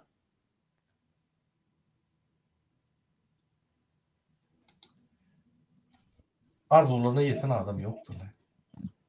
Menin de oturup fikir ediyen mesela Gurbanguly Türkmenistan'ın içinde öz zulümünü arttıran vakti, yurt dışına maglumatlar uçup çıkan vakti, yurt dışına Türkmenler çıkıp şikayet edip hareket edip başlayan vakti, bu hukuk koruyucuların eline geçti mi? Hukuk koruyucuların elinde bunlar pidav olsun deyip bu düzlen mi ka diyen sebebi bizim hakkımızı, hukukumuzu koruyanlar yok. Bizleri kimsityanlar var, bize karşı görüşenler var, özlerine hukuk koruyucu diyorlar, özlerine hukuk koruyucunun işgari, hukuk koruyucunun aktivisti olup görürler var. Mesela gürleyeceğim soru veriyenler ben köpüsüne sen aktivist mi diyenleri yok demen diye hukuk koruyucu organizasyonun ya da cemiyetin vekili diyorlar. Yani indi ben oturup enayi var ya bunlar kim sayıldı bunlar? Yani biz demokrasi isliyat diyorlar. Demokrasi demeklik halk hakimliği demeklik. Şimdi halk hakimliği demeklik ne mani veriyor? Halkın isteğine göre yurt dolandırılacaktır diýil ya. Emma halktan soruldu mu bir zatlar? Halktan näme isleýäňiz diýip soruldumy? Ha? Men oturup enaý görýän, ýagny halk üçin çykdyk diýýärler, çıkanlarından soň halk günäkär diýýärler. Ýagny biz bulara siz çıkın, biz üçün görüşün, biz üçün aktivist bolun diýen ýalan edýärler. Ve şu şekilde söz söyleýärler, Türkmenleri kemsitýärler, Türkmenlere dil ýetirýärler, Türkmenleri hemişe pes görjek bolýarlar, ýene de Türkmen halk üçin görüşýän diýýärler. Emma bular Türkmenleri kemsitip lezzet alýarlar Murat Gurbanow. Her birisinin dilinde Türkmenler korkak, Türkmenler eyle, Türkmenler beýle diýip bara. Bular Türkmenleri kemsitip lezzet alýarlar. Buların derdi Türkmenlere kömek etmeklik däl, sebäbi buların köpüsü Türkmen däl. Türkmenleri kemsitip lezzet alýarlar, içini soğudýarlar. Mümkinçilikden peýdalanýarlar, bilýäňizmi? Ama yo doğru. Ine misal için hukuk koyan kurum olur da misal için egerde konstitusiýada bolup hükümet bir topor bir kamçylyk etse näme iş bardy bularynda? Näme iş halkynda ýetirilen o? Ine Azat Haýatbaýew. Misal için men Azat Haýatbaýew bolmasam, men adam hukuklaryny goýan. Gurbanow bilen näme işim bar? Ine konstitusiýa bozulýar. Türkmenistanyň kanunlary bozulýar. Çıkıp gürkelip halka düşündürüş verdim. Cemiyet yani düşünceler verdim. Kur'an'ın ediyen işlerini öldüm ederdim. Ne yapışıp onu edin o? Ne yapışıp Kur'an'ı yapışıp yatıyor? Anlardan basışlı var ne diye. Men size buna yayın. Yine bir kat bilen yürüyütü Türkmenistan'ın emhemeler pravozashitanın içine uğralıp adamları pravozashita emheme için yani hükümet için işler yalı ediyorlar. Öyle şeyle de güçlendiriyor. Bir şu hatları durmalı. Yine şöyle bizim bir vatandaşımız şeyle diye halkı cevizlere çağırmak o bu da ama öğrenimiz birbirine de hormat koymak tersine birbirinin üstünün basyanı düşünen yok. Biz näme emhemeler bilen bile aktivist bolmaly. Näme biz şolar bağ bolsa biz şolar açıp görkezmelilermi? Ya biz şolar bilen birbirine hormat koyup olur bizi yamanlap halk önüne maskara edýän bolsalar, halk önüne töhmet atıp bizi ınamdan gaçyrýan bolsalar, biz gucaklaşyp olar bilen aktivist bolmaly, ya birbirine hormat koymaly. Onunla biz görüşemdokda, onunla biz emhemeler bilen ýa çay içip hormat koyup ýürümüz bolýar. Biz barikadan bu tarapyndan olur, emhemeler hökümet bilen barikadan o tarapyndan. Sizin diýen zadyňyz näçip olar hormat koýandyk, olar howa zulüm bolsa, üstüňde töhmet atýanym bolsa, näçip hormat koýandyk, näçip baryp gucaklaşam. A bizim görüşmemiň manysy ýa-da onu. Şoň üçin çykdykda. Ine şu zatlary kanun esasında düzeltmelemdi o. Ýeki tek ýol bar. Bütün dünýä adam haklaryny goýan jarnamyň esasında öňe çykyp ýanky öz haklarymyzy goramagyna. Ine şonu bolajak bolsa, bunu näme diýär? Biz haklary goýýar, adamlaryň haklaryny goýýar. Endi biz şoňa çykyş edýär. Ýönetiş şuraya öz haklaryny alyp özüňiz öňe hereket etseňiz bolan o. Siz adamlary ýakýaňyz. Diňe biz goramaly adamlaryň haklaryny. Başgalar goramanyň haky ýok. Adam öňe çykyp öz hakyny goramanyň haky ýok. Siz özüňiz ýakýaňyz gowy däl diýip aýdýar. Ben näme? Bir adamy öňe çykarýarmy? Bütün halk çykarjak bolýar. Hiç kime hiç zat degilmedi ýa. Ya biz näme? Aýdan adamy ölçämdikmi? Ya biz planymyz ýokmy? Elbetde hemme zat ölçär, hemme zat planlaşdyrma edýär. Siz men düşünemdik. Ine Azat Haýatbaýew adam haklaryny goýan der. Siz kimin haklaryny goýan? Yani siz kime garşy işleýäňiz? Näçe siz halka garşy işleýäňiz? Näçe halkyň haklaryny gorak gelýän aktivistlara garşy işleýäňiz? Benim şu zatlary jogap. Gelip men aýalym ýollaga için ýa garnaşy dowasy dogany ýa-ni bir topar bolmajak zatlar ýa. Oraya bolmasa men Türkmenistanda verip işlemeler. Sizin pikir edişiniz ýa. Men Türkmenistanda baýalyp gelmeli ýa-da korrupsiýa gelmeliler. Men bütün ömrümde hökümete işlep göremem. Onu meni hükümete alardılar, onu bana dayanardılar, bana korrupsiýa etdirdiler, sizin aýdyşyňyz ýaly bolýan bolsa. Näçip Men ayal maşgalamyň nemedi yolla gaýçyň garnaşlar bar bolsa, onda näçe beýleki doganlar türmede oturdy. Onda näçe beýleki doganlaryny türmäge bassalar. Onda näçe beýleki doganlar kösünni. Näçe ejesi kösünni. Näçe oňa kömek edilmedi. Bir bilmeýän töhmet atyp töhmet atsaňam bir açyk bir aklyga atmanym beýle atman. Men bilemok bir öwreniň birinji materialy näme hakda gurulmy diýe. Kim o doğrudan anlarsın yerden, bu anlarsın yerden bular wapşe ömürde görüşdürermi? Bilim şolar. Şu Nurcan geleceğimizden bir daha diyecek bolan. Hadi Nurcan. Ha yok. Bir de oturmuş otayda neme agentlerin kategoriyalarını anladı otur. Birinci kategori, ikinci kategori, üçüncü kategori. Demek sen o kadar içinde ki bilyen hemmedatları. Yine prosto halk bilen yok. Men bilemok, diriliş bilen yok. Yani on sonra otur diye 93. yılda diye 93 dedim, 93 dedim. Murat Kılıçdaroğlu diye o Kazakistan'dan ya un getirip sattı. Bilýäňiz mi şonu diye. Näçe pul diye gadandı da dedi. Ey hayvan sen aytsana halka sağ olsun halka aç koymadı, un getirdi, halkın aladasını etti. Yani o datlar sendi. Sen näme o tayda onu çöp atıp otursan. Yani ol bara doğru aytsam addablenya derman içende ya ol beynisini içmiş ol gutortron beynisi ol adamın. Ben o öyle diagnoz koydum. Yine şu yerde TikTok'ta bir soru var ya da cevap veremok dep geldi.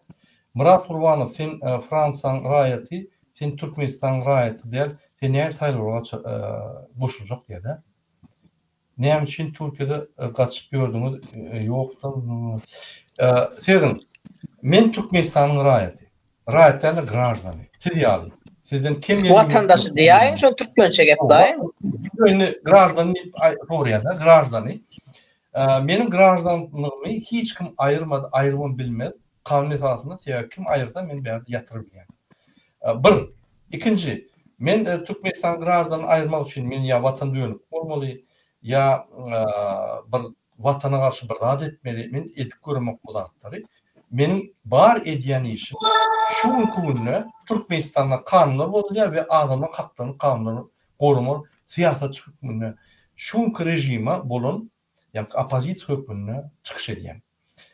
Sizin pikiriňizçe egerde biri mesela için opozisiya başka bir döwletiň opozisiyasy çıkış edip nime diýen bolsa, onda ol ya vatan döwleti ya da ona yani graždanstva bermeliler diýip mümkin pikir edýänler.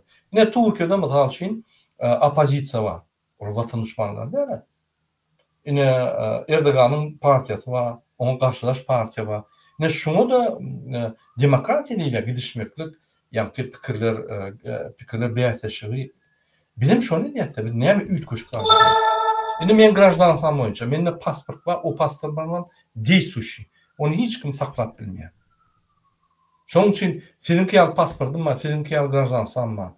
Men fransuz graždansydan gitmek üçin hat berdim. Fransa. Häzir ýa-ni ferit dura şo hata. Şonuň üçin egerde saýlamaly bolsa, men türkmen graždansyny saýlaýan näme? Ata babalarymyň ýeri. Beýlikle türkmen graždansynyň vatandaşlygyny gidýän bolsa, gaçýan bolsa, terk edýän bolsa, men şonu terk edemok, men şonu galdyrýan. Men dol hakymma Türkmenistanyň hemme ýanky kanun we çärler kanunlaýykda hemme içinden geçýän siyasi hadiseler gatnaşmagyny dol hakymma. Son konstitusiýa esasında hiç kim gatnaşyp bilmeýär.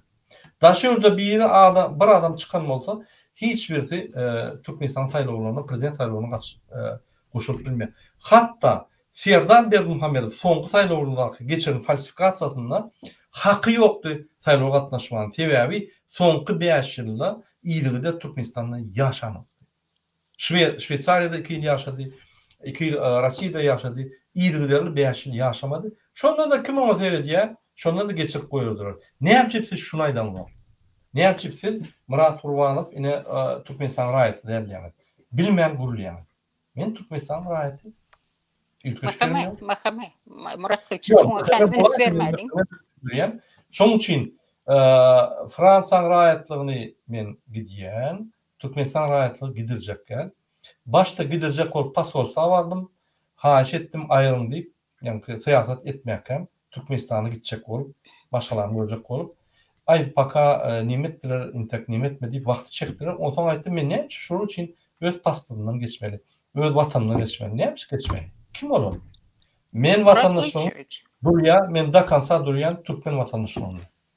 Murat Kılıç, bir de bu kanun boyunca eğer her bir raýat özü zaýawlenie ýazyp atkaz etmese, onu o сохраняется, o dowamy gelýär гражданство.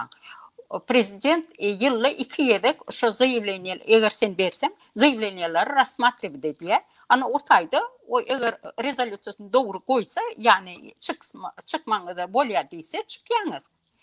Köp nemelerde, gosdarstwalarda двойное гражданство yok. Yani onun için mecbur çıkmalı oluyorlar köp grajdanları. Türkmenistan'ın köp grajdanları başka bir yurdun grajdanstvasını almak için yani şu çıkmalı oluyorlar. Eğer sizin zaýawleniýäňiz bolmasa demek neme Türkmenistan'ın grajdanysız. Nurcan gelece yani birlerinin islegine göre seni hiç kim vatandan mahrum edip bilmiyor. Bunları ata-babalarımızın söýüşleri hem şahittir. Türkmeni toprağa zar eden toprak altından mazar olmuştur. Doğru. Birlerinin islegine göre bizim vatanımızdan hiç kimse mahrum edip bilmeyecektir. Bu yeryüzü, bu topraklar Allah'ınki, ol kurban oluyor ki ya serdarınki değil. Biz ölsek kara toprağa gömýärler. Toprak Allah'ınki. Asmanın azudoluğu Allah'a bağlı. Emma bular asmanın azudoluğunu, yeryüzünün parahatlygyny, bu toprağın kurban oluyor ki serdarınki dep hesaplaýarlar. Yok.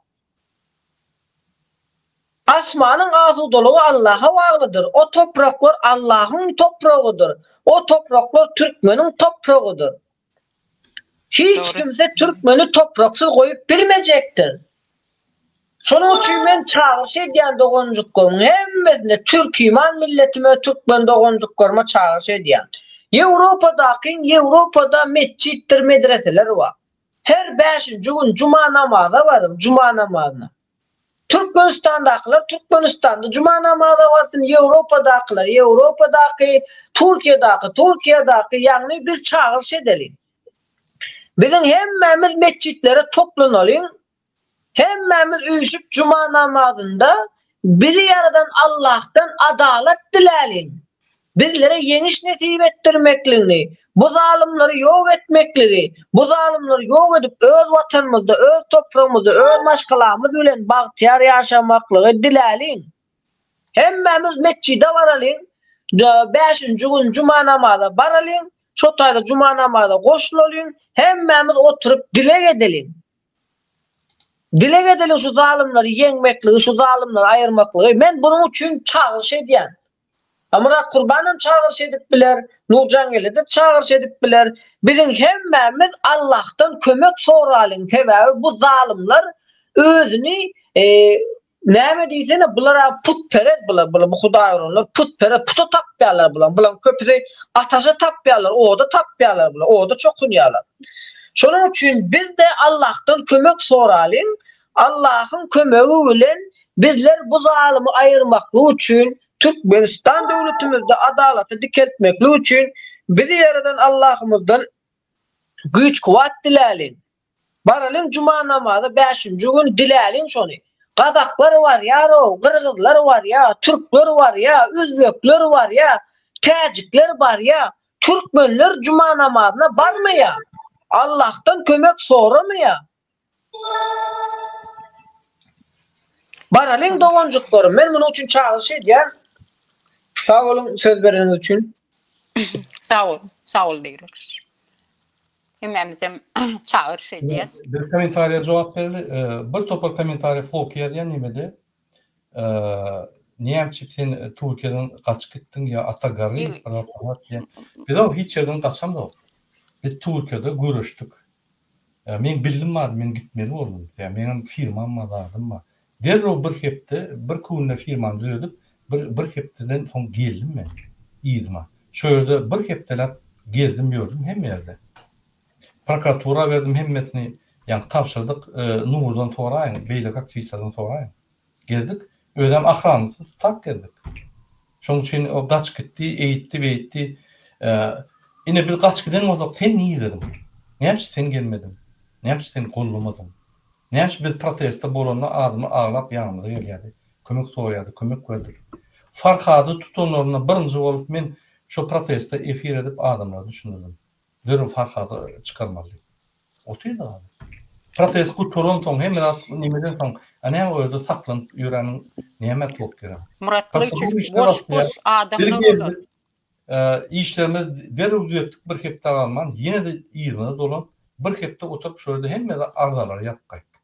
Prosedürü düzelttik. Niye korktuk? Şunun şeyde rejimde görüşük ediyor. Yok, bunlar şunu bulun ya, yani kaç gitti, nimetti. Ola provokasiya var ama. Böyle hiç yere baranı, kaç gitti, provokasiya diyorlar. Özlerin yüzünü açıp bilen ola olunacak. Ol yüzünü açıp gürleş bilen ola halk bilen. O kontrazmetan içeri hükümet doğru görüştü işte ya. Şu komentara cevap verirler. Yani hiçbirinize işinize baka veremem. Çünkü sizin hemmeni halk için geleceği yani durmuşa etmeye kömek ediyorlar. Kat doğru diyorlar. Biz yanlış olmuyorlar. Yönü biz görüşüyoruz. Ne olsa yine şu halkı şuna getirin de halkı aktivistliği kaldıran yine de aktivistlerdir. Şuna getirin. Öyle halk oyunmadan, hiç saat etmeden bundan beter buluşuk giderdi. Ananım, dün Türkmenistan'dan gelen bir adamla buluştum. Tanrı yalkasının bağırını aydı ya. Şey diye, siz çıkış etmedik o zaman bizi şu gamçılardan aradı ya, yığınlar. Şuraya bir kançılık helim, siz kıyırıp, daha edip, bütün dünyaya taklak geliyor. Şu olmadık olsa, prezident bilen beyleki, yankı, kakası, yurt dolandıran o. Orada at demeden öz parakorluğu ne? Aşağıda polny bespredel hükümet devlet yok diye. Feodalny stroy. O feodalny stroy. Biz noktada ne gileri özümüz ine bir topar adamlar emhemeşler biz ne şolar bilen bir noktada gelelim. Onu bir durmalı olyatsa. Onu isteyler. Eğer men çıkış etmeyin. Men varda hiç misattan aytmam. Biz çıkış edip protestler bulunan bir hareket etsek üstümüze toplayalım. Biz cevap vermeyelim ya verelim. Yarın komentarlar. Doğru.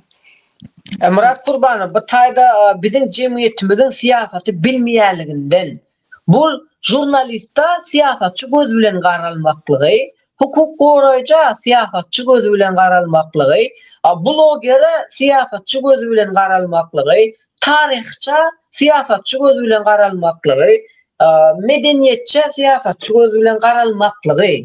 Yani her bir adama siyasatçı göz bilen garalmaklygy, ekonomist siyasatçı göz bilen garalmaklygy, dernagaçana siyasatçı göz bilen garalmaklygy, bagşlara siyasatçı, TikTok'a siyasatçı, blogera siyasatçı. Yani bu şahsiyetlere siyasatçı diýip garamaklyk bu bizim güýçli ýangyşlygymyz, bilýäňizmi? Mesela bizim içimizde hyzmatkarlar var. Bizim içimizde TikTokerler var. Bizim içimizde blogerler var. Özünü YouTuberdik görenler var. Biz bunlara siyasatçı göz bilen garamaly däl. Mesela özüne jurnalistliği oturana siyasatçı göz bilen garamaly däl. Sebebi bunlar yarak şahsiyetler siyasatı öz hayrına kullanmak isleýärler. Öz hayrına kullanmaklyk isleýärler. Hakikaty gizleýärler, yalanı ýaýarlar. Özlerine gereklice yerine aýdýarlar. Halka bähwitli yerlerini aýtmaýarlar. Doğru. Katı doğru. Şonuň üçin men Türkmen doganjyklaryma, Türkmenistanyň watandaşlaryna seslenmek isleýär. Ey eziz doganjyklaryň. Kur'an-ı Kerim'i okan, Allah'tan kömek soran, cuma namazyna mescide barın, üýşeliň, jemlenşeliň, bizi yaradan Allah'tan kömek soralım. Diläliň, Ey bizi yaradan Allah'ım bizlere güç kuvvet ver. Bu zalimleri, bu halk düşmanlarını, bu din düşmanlarını, bu Allah'a savaş açanları, Faraon'un yolunu tutanları yok etmeklige, bunları ayırmaklığa, bunları hak ettiği cevabını vermeklige bizi yaradan Allah'ım güç kuvvet versin deyip dileyelim, ağlı birlikte hareket edelim. Amin. Men Flokin ýerden da nur görýän. Men diýene kontrazvedkada işleyen agent ol. Ine ýerdi Serdar arkada Serdar şöhret berdi. Ýalnız sonra barny berdi. Ine arkada Serdar şöhret. Men aýdýana bular hiç wagt rejime görüşmedi. Murat Kurban şoňa men jogap berýine burma. Seredin birinciden ol Ermeni. Ol Türkmen däl. İkinciden hem ol Türkmenistanyň watandaşlygyndan çykan ol. Üstesine de ol din düşmanı, o perez ol. İki Türkmeni uçturup bilse, o da çok ya, o perez ol. Mesela, bunu görsen men levaplı diye, levapların tarafını tutan ol ya, şatır diýenlere karşı görüşen ol ya, dava dörediye, sine diyen, bunu görsen levaplı ol ya, bunu görsen o taraflık ol ya, bunu görsen bu taraflık ol ya. Yani bunlar ara bozorlar, her bir Türkmençe gürlü yani, Türkmen diye pikir etmensizler. Her bir Türkmençe komentar yani, Türkmençe okap bil yani, Türkmen diye pikir etme sebebi, Türkmenistan'ın içine 1948. ýylda göçürlük getiren Ermeniler var. Bular 5 vilayetin şehir merkezlerine göçürlük getirildi. Bular köpöldüldü ve bular şu vaqt Türkmenistan'ın döwlet wezipelerinde de işleýärler, konsulstowada da işleýärler, pasolstowada da işleýärler ve Aşgabat'ın içinde de işleýärler. Hatta Türkmenistan'ın içeri işler ministri Ermeni, Aşgabat'ın hakimi Ermeni. Näme üçin Türkmenler Aşgabat'ın içine salmaýarlar?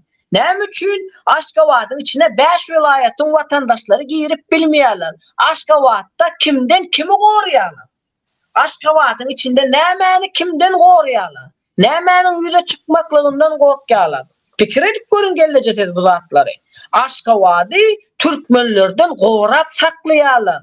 Şonuň üçin Türkmenler Aşgabat'a baran wagty bulary öz ýaşaýan vilayetlerine uğratýarlar. Hatta işlemeklige de ruhsat bermeýärler. Sinet görün näme üçin edil otýarlar? Bilip bilgeçliğin Türkmenlerin paytagtyny eýläp otýarlar. Ayrımçylyk edip otýarlar. Emma bize gedek gelende bizleri millet para dedik görkezýärler. Özleri özbek bolmasa da özlerini özbek diýerler, özbek obrazyna girip oyun oýnaýarlar. Sebebi Türkmenlerin taryhyny bilmeýärliginden, dinini bilmeýärliginden, siýasaty bilmeýärliginden peýdalanýarlar gelleje. Sebebi Türkmenler öz taryhyny bilen ok, dinini bilen ok, siýasatyny bilen ok, bular bu zatlardan peýdalanýarlar. Doğru diyorum. Yine şu günece Gonçmara cevap verin. Halk çevresiyle çağırmak kovdat emma ölümüz birbirine hormat koyman tersine birbirinin üstüne basyanlık düşünemez. Ne derdim? Şu floki değilken arkadan şöhret deyip yazıyor. Benim olmayan şu agent o şu var alt baryan iş agentlik onun kontrazverkada işleyen biz neyle onu birleşelim? Onunla bizim görüşünün manisi ya da onunla biz ertir davat Serdar'a olap çıkış edelim onu. Oraya olacağımızsa. Şuraya biz baydakta duruksuz olalım ondan. Bu neydi? Yine bunu bize karşı uğraşıyor. Bunun arkasında kim var? MHM mi? Ya öyle uğraşayım, ya pulunu uğraşayım. Bir de onu kesikleyebilirim. Kesikleyeceğim de. Bir de bir protest etmeliydim. Derhal çalıyorlar. Bir Türkmenistan'da bir hareket edecek olsam derhal çalıyorlar şunu. Yine oturup yani kes font yağlı, imtimce oturup grandap görsem adamı tutanoklar. Kaydip övüyorlar. Bunu görüşerek. Bunları adamın haklarını yani korumak gereği yok. Şu sistema şuna pul veriyor ve saklak geliyor. Şunun için yine sizin düşünceniz boyunca biz şunun birleşmeli. Neye birleşebiliriz? Baklar. Bunun neye birleşebiliriz? Bizim maksadımızdan değil. Bunlara Urmanlı'nın aktivistleri, biz halkın aktivistleri. Biz karşıdaş bir yerimizde.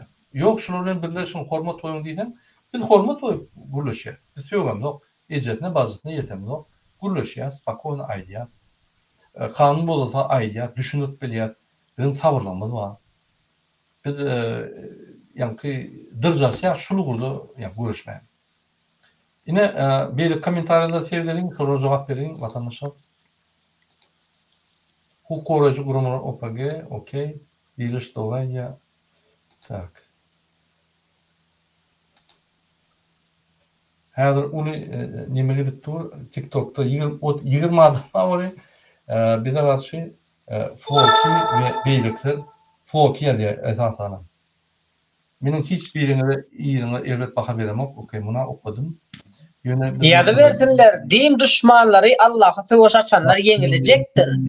Bu gururla bana çıkar yani. Murat Koçu Zoom'un var, Zoom. Rahat. Hava. Yo vakt çekler her birini verip için dava ediyen yağlı görünüyor. Hiç meclisde gereken. Vezife, ben öğrenimde vezife var, ministerin vezifesinden ulu ediyen vezife. Bana vezife gereken. Yürüyor. Şöyle adatlık olsa, şöyle kanunçılık olsa bilemez bak, bilim investisiya çıkıyor. Konuşuyor. Devlete halk hareketinin meyilnaması var. Şu men yol başı mı? Men şu meyilnamanın başa aşırmak için vezife görüşmeli hükman suratda. O bir partiyan borcu, partiyan maksadı. Sen neyli öz meyilnamalarını almalı aşacak aydın. Vezife barman neyini aşacak. Bir gelen adama öz meyilnamanı versen ünten vermeyen. Yine şunu da yani konkurensiya değil ya, şunu da siyasetçiler gidişiye, halkın üntünü çekkiye, halkının golü var ya, yine şunu yani. Erteğin men giderim devleteden. Ya bir ikinci planı geçerim. Bana yerine gelecek adam şunu konuşmalı, biz şunu iteklemeli şunu. Şunu borçlu, birinci borçlu. İstenin partiyan borçlu. Kanun esasında öz siyaset, yani partiya siyasetini yürüdüp vezife görüşüp, vezife barıp, şu yerde ziyat kalmak için ne el? Geldik her yani. Vezife barıp, görüşüp, şu yerde demokratik yani sistemalarını oluşturmalı. Başka neyin oluşturacak? Aydan. Demokratik hava halkın. Dikariz barıp vezifeni aldı. Ve sığdırmayalım Türkmenistan'a. Devlete Murat Kurban'ın vezifeni aldı. Hem kapıları açtı, istenen adam gelsin. Hem de nol, hiç mi işlat diyen o, elin partiyasını daha dedim, töhmet atman, giyirin, vezife alın, yani yeni sayılavlarda halkın önüne girin, biz ösmeli, boldu. Ben size aydayın, siz vezife diyemez, yine size aydayın vezife vardı. Gelecek, 5 yılda Türkmenistan'ın prezidenti bolacak adama Allah kuvvet versin. Doğru ol. Düşünün, şular bergaya batırıp gittiler. Şular halktan ilat yasadılar. Halkı kaldırmalı, ona bilimler vermeli. Hemmedat yıkık. Şular hemmedat çüğrettiler. Bütün devleti noldan kaldırmalı. Yadına zaman Gayrı Satabayev ne yaptı? Yine şuraya kaldırmalı oluyor. Noldan aldık gitmeli. Türkmenin deplesi uğrayıttı. Yallaklar öne çıkıp, kedaplar öne çıktı. Adamçılık, maraltadan hemmedat yitik gitti. Hemmedatı kaldırmalı. Kim gelse 5 yılda saçar yemedi aydayım. En выгодный strategiya 5 yılı bir yer bolsun, şu 5 yılla prezident bolsun, qırada çay içip, yani sayada edip gezenin amatlı böyle biznes edip kaptanına arkayın Türkmenistan'a gezenin seyahat. Sana derek bir yer giyecek onu işlep Türkmenistan'da yürütmeli. Anladın mı? Türkmenistan'da prezident olmak ön kıyalım olmadı mı? Erkek kıyalı işler Türkmenistan'ın kanunlarını meclisi bilen işlemeli, yani suudlar bilen işlemeli, halk bilen işlemeli, kabinet ministri bilen işlemeli, giyece öyle 24 saat işlemeli. Kim şoň prezidenti bolacak bolsa Allah kuvvet versin. Men günah edeyim. Kaçanla bir sen bolýanny men tenim dağıldı diye jogapkärçilikleri ol yani. Şu men 35 yıl jogapkärçilik çekip ýördüm. Aýdyn, iň elbetde hemmeler wezipe diýip düşünýär. Mene jogapkärçilik diýip düşünýär. Ya hemme baran yerinde intek bir gereken vezifem unutup koyma. Dine jogapkärçilik. Başka zat yok dedi. Sizde başka zat men ne yok? Dine jogapkärçilik. Şuraya alayım. İndiki nimet diýilýän diyetanyň bakynyň suratyny Şoňa men jogap berýine bir mutçuk Murat Gurbanow seredin. Bizleri bir wagtlar ýok etmek islediler. Bilýäňizmi? Dewletenam ýok edýär, diwrelşem ýok edýär. Biz de ýok edýär diýdiler. Şo wagtlar jemiyete bizleri ýigrendirmeklik üçin özlerine kömek eden adamın suratyny TikTok'ta başka hata açıp yayınladılar ve bunu direniş yayınladı deyip meni cemiyete ýigrendirdiler. Meni cemiyete ýigrendirmeklik üçin bir giden adamın suratyny paylaştılar ve men paylaşdy diýip görkezdiler. Başka buların çıkalygasy galmady meni cemiyete ýigrendirmeklik üçin. Sebebi bizi cemiyete ýigrendirmeli, cemiyet bizim sözümüze inanmaz ýala getmeli. Häzir men size bir soraw berjek. Men häzir size biriniň suratyny görkezýärde şu planynyň suraty diýsem, siz şu suraty öň görmedik bolsaňyz tanap bilmersiňiz. Bularyň özleri tanaýarlar, özleri bilýärler, şol adamyň suratyny ýayınlaýarlar, ondan soňra direniş ýayınlady diýip menden cemiyeti uzaklaşdyrýarlar. Cemiyet bana inanmasın diýýärler ve özleriniň gara işini amala aşyrýarlar. Bu aslında bizleri cemiyete ýigrendirmeklik üçin ulanylýan hereketiň bir parçasy. Doğru. Sevdim. Muhammed abi, biz efirde gezdiňiz gelen. Onu jaňa dem sene bolýarmy? Sevdim, yine Nur Muhammed Anafiýer ýa-da diýer şuarda beýlik barda. Men siziň araňyzda da goşulamak. Diýler şu köp aýan zatlar dogry. Ýöne ýalňyş aýan ýerler ama. Biz ýalňyş aýdýan, dogry aýdýan diýip birini suud etmäni bermedik. Ýöne görüşýänler garşy görüşýänleri ýerine goýmaly. Käwagt aram goýmaly. Aram goýmasaň, bu çenden geçýär-de mümkin.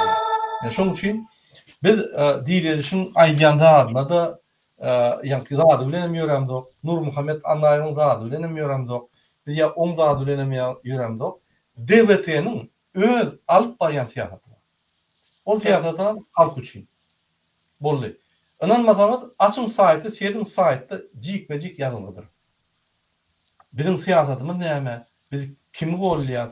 Halk golýarmy, gurbanyň golýarmy ýa başgalar golýarmy? Bizim alyp barýan fiýatlarymyz bar. Ondan diýler şeýle goşulýar, öz pikirini aýtsa, käwagt biz ırza bolýar, käwagt biz ýok diýär. Käwagt diýler şeň bizi çykyp tanqid edýär. Biz näme derul düşman görmelimi? Ýok. Tanqid edýär. Näde diýin? Men oň agzyny ýap bilemok. Ya men Nur Muhammed Anaýyň agzyny ýap bilemok.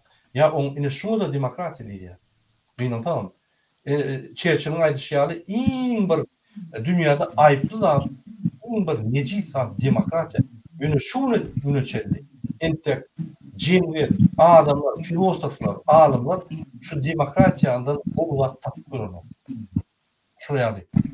Şoň üçin Murat Gurbanow olar siz tankid eden olar sizi cemiyete ýigrendirmeklik bilen meşgulanýar. Adamy ýigrendirmeklik bir başga, tankid etmeklik bir başga, kemçiligini aýtmaklyk bir başga. Siýasy hereketini tankidlamak bir başga. Agam bular cemiyete ýigrendirmeklik bilen meşgulanýarlar. Nurusy bolsun, Talip bolsun, Alişer bolsun, Dürsultan bolsun, Eýlekisi bolsun, Beýlekisi bolsun, cemiyete ýigrendirmeklik bilen meşgulanýarlar. Meselem Alişer Sakatow oturup sine tükürmaga näme diýdi? Ana durdu Hajifa esker gerek diýdi. Eskere de paluçka gerek diýdi. Maňa da pul gerek diýdi we buňa näme etdiler? Bunyň pulunu berdiler, Sinop'a aketdiler, Sinop'da kwartira tutup berdiler, kwartirasynyň depozitini berdiler, kwartira pulunu berdiler we buny şeýdip şo taýda iýimlediler. Ondan soňra bulary bize garşy göreşdirdiler. Görmediňizmi? Atamra Saparov, Alişer Sakatow, Dürsultany, Ahmet Rahmanow, Nurusy, Eýlekisi, Zarina Akhtiamowy hemmesi topu bilen geldiler. Dewletini ýok edýär diýdiler. Görmediňizmi? Dewletini ýok edýär diýdiler. Murat Gurbany ýok edýär diýdiler. Diýrelşi ýok edýär diýdiler. Murat Gurban bilen Diýrelşiň elinde Ferhadyň gany var diýdiler. Topu bilen geldiler. Topu bilen. Olya Kerim ken nimetme. Gatty gyzdy ganyň.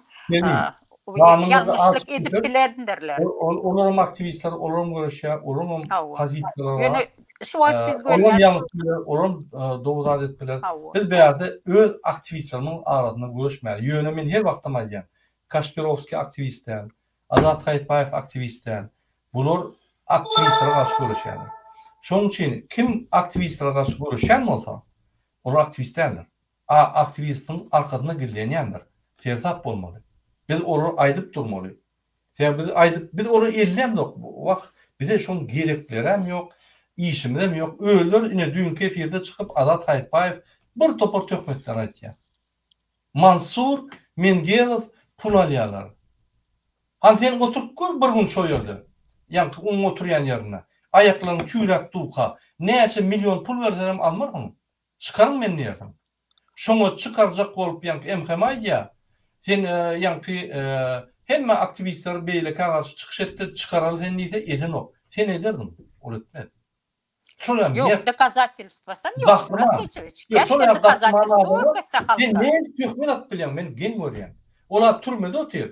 Senim Avrupa'da Boston'a diyen hiç geroizm eden o, hiç aktivistçılık eden o. Avrupa'dan sena men yine hükümet meni media deyip alyan ol yatan hükümet hakiki qıynayan Mansur Mengelov türmede oturup adamın haklarını oraya.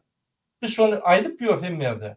Sen şunu yank avran döküp şunu yank postlamaydı pul alyalar yine şey diyorlar deyip gellik karizm edip yanlarını bize yapyan. Ne yapayım? Keşke burada dokument görkezse halka. Ne o yapyan? Utunun yok mu? Şu da hatta. Utunun. Yine biz şunu aytmasak devam ediyor abi. Biz aytmalı. Öz biliyor. Nekirtilik yali, şu agent yali hareketler ediyor. Öyle kimin o çıksa aktivistler karşı.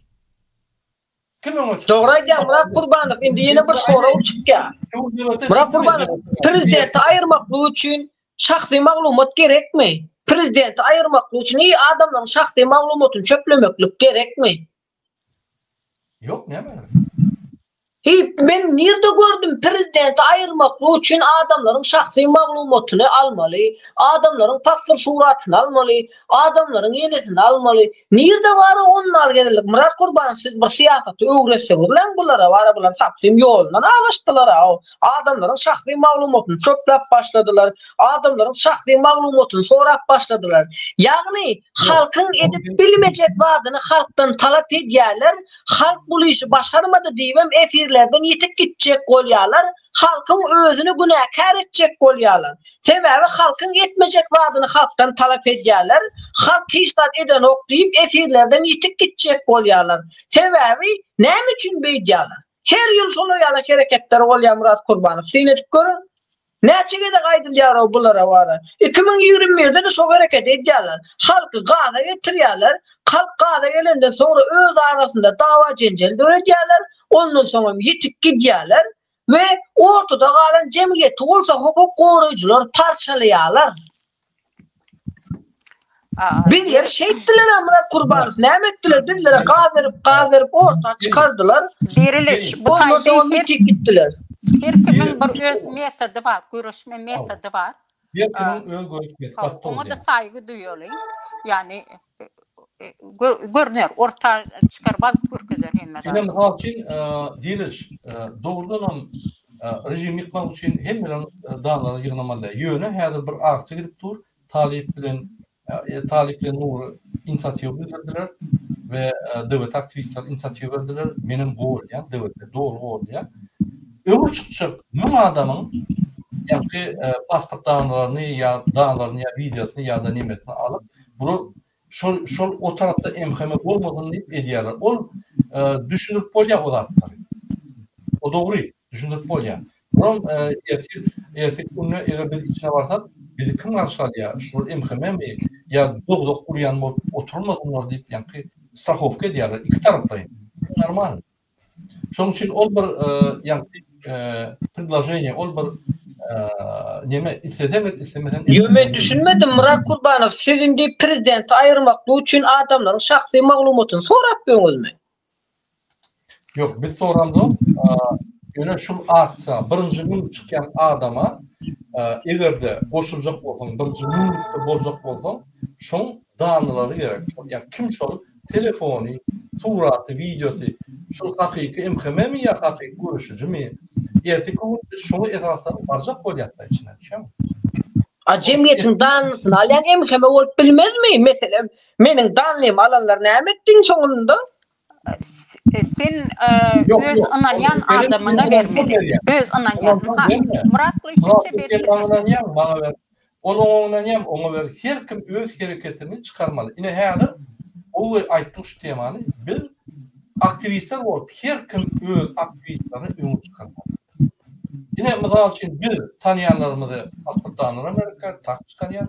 Ine Nuru bilen Talip başaçy çıkarýar. Mysal üçin Alişer Sakhatov, Kerim ya yine bir başaçy çıkarýar. Tapawy ýok. Öňe çıkmaly. Şol adamlar inanmady. Eger bu baranmada şol adamlar bolmaly şöyle. Emkeme bolmaly. Murat Kurbanov, men size bir rad aýdyn. Häzir Türkdäkilerin eline cemiyetiň şahsy maglumaty geç aýta gündün-güni tazlar kele gidýär. Anadolu'da Hajewiň eline geçýär o watandaşlarymyzyň şahsy maglumaty. Sana aýdyldy. Bak, sen ananyan adamyňa berirsin. Halka meýle. Sen inha mesela devlete verip bilirsin, Nura vermeye bilirsin, Talib'e vermeye bilirsin. Ya devlete vermeli ya on vermeli. İnanmadan verme özün git şöyle. İyilikle boşun. Tamam yok. Yine misal için Talip ve Nuri şert koyduğu biz barya, bize şuraya şertler ederek yine etkenler toplamamız biz barya. Oğlum risk ya da oğlum doğru ya. Biz barcak eğer de çıkalım biz çıkyan. Karası çıkyan oğlum ama dağlarını videolar gürülüşten temizler. Inanın internetten emkame değerlendir. Doğru ya. O tayda dine Talip bilen Nuri değil. Devlete de var. Onun için sen devlete verip bilirsin. Biz başaça toğrayat, biz başaça emniyet. Yöne şu bir maksat. Hormatly vatandaşlar bizim häzir uzun ýa-ni duruşumyz var, aktivistler bilen şoň şu efir bu toğrayat. Efire gatnaşyp bizi tanqid edip ýa bizi ýa-ni kommentariýa ýa-ni köp taňyp indi gepleşikler çelli. Biz aktivistler her wagtym bolýar. Kim bolar? Bize garşydaş bolsun. Bize karşılaş olmadan yine kemiğine bir de karşılaştı, borlak Fakat bir de karşılaştı, borlak diyor. Sebebi diğer şeyden böyle oturup senden sonra nokta devlet aktivisti mi, soyunun aktivisti mi ya o aktivisti mi seni hiç ya. Seni öyle koyalım. Türkmen halkının oğlanları. Neyse biz köp kurulacak, neyse köp protestler edecek, neyse köp haklar yatar, neyse köp haklar edecek. Murat Kurbanov şolindi maglumat meselesinde menem öz pikirimi aýdynda meselem bular 10-20 sanak adamyň şahsy maglumatyny alyp danym soňundan ay biziň adam sanymyz müňe yetmedi, biziň işimiz uğruna bolmady diýip ýitik gitseler, ol 10-20 sanak adama o da atyp gitseler näme? Mesela maydaly her birisi 10 adamyň maglumatyny aldy diýeli. Ay bizler 1000 sanak adam toplap bilmedik diýip ortadan ýitik gitseler, eline geçen adamların şahsy maglumatyny alyp edenim, ol adamlar pida etseler näme etmeli? Ol sana bagly. Sen ananyan adamyňa berýän, ol ananyan adamyňdan hem jogap. Men Talip bolýan, Talip bilen çörümid, baron görüp gaýtdym. Atarsa o zatlar hiç wagt etmedi. Nuram Talip'in ýanyna hiç wagt etmedi. Men şonu eder diýen öýdemok. Eger etseler, ulu günäý diýen halkyny, onda halk bolup gowlar. Biz şonu etsek bizi gowlar. Sen etsen gowlar. Bu diýip açykda, bu ýa gizlinet bolmak tamam. Sen bir insatsan hukman bilmedi. Nokta şonki.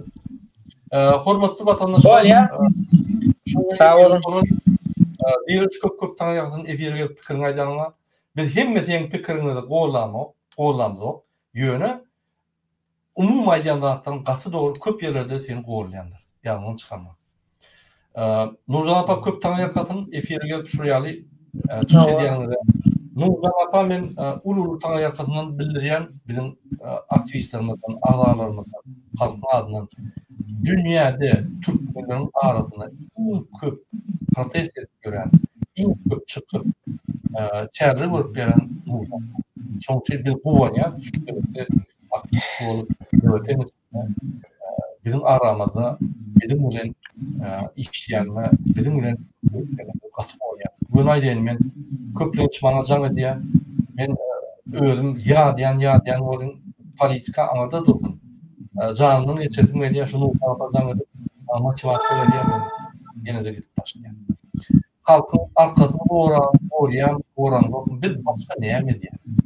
Ya neye biz öz başka da diyenler öyle yani. Ya bize bir ülkeşik pul ver, yani bize büktür yani öyle yani. Devlete hiç kimden pul almaz. Barda ittirmek için. Lüboyuna bize yok oluyor. Yöne biz aydan dağılımızı görüşürüz. Oğlum adam haklarının görüşünü biz görüşürüz. Halkımızı adaletliğe çıkarmanı biz görüşürüz. Biz kurbanı verdim Muhammed'e yakadından aldık mı? Biz şunu yıkarız. Şu neçelliği yine yıkıp gelip oturuyor. İnşallah şundan başarır. Serdar öňünden çykdy, Serdar'a yıkarız. Onu hoşsam olun. Nurcan apa ayçaklarımız bolsa, sesiniz gelen o. Sesiniz yapıldı. Eştiren o.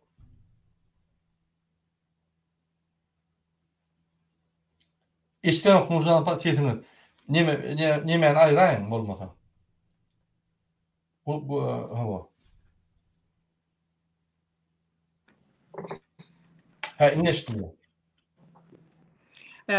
Ağzı birliğe çağıran hem halkımı yani ağzı bir boladın onda birdat edip bileriz. Eğer de birbirini de yamanlar onun aybını açıp bana böyle diysen o olmaz, o yürümez.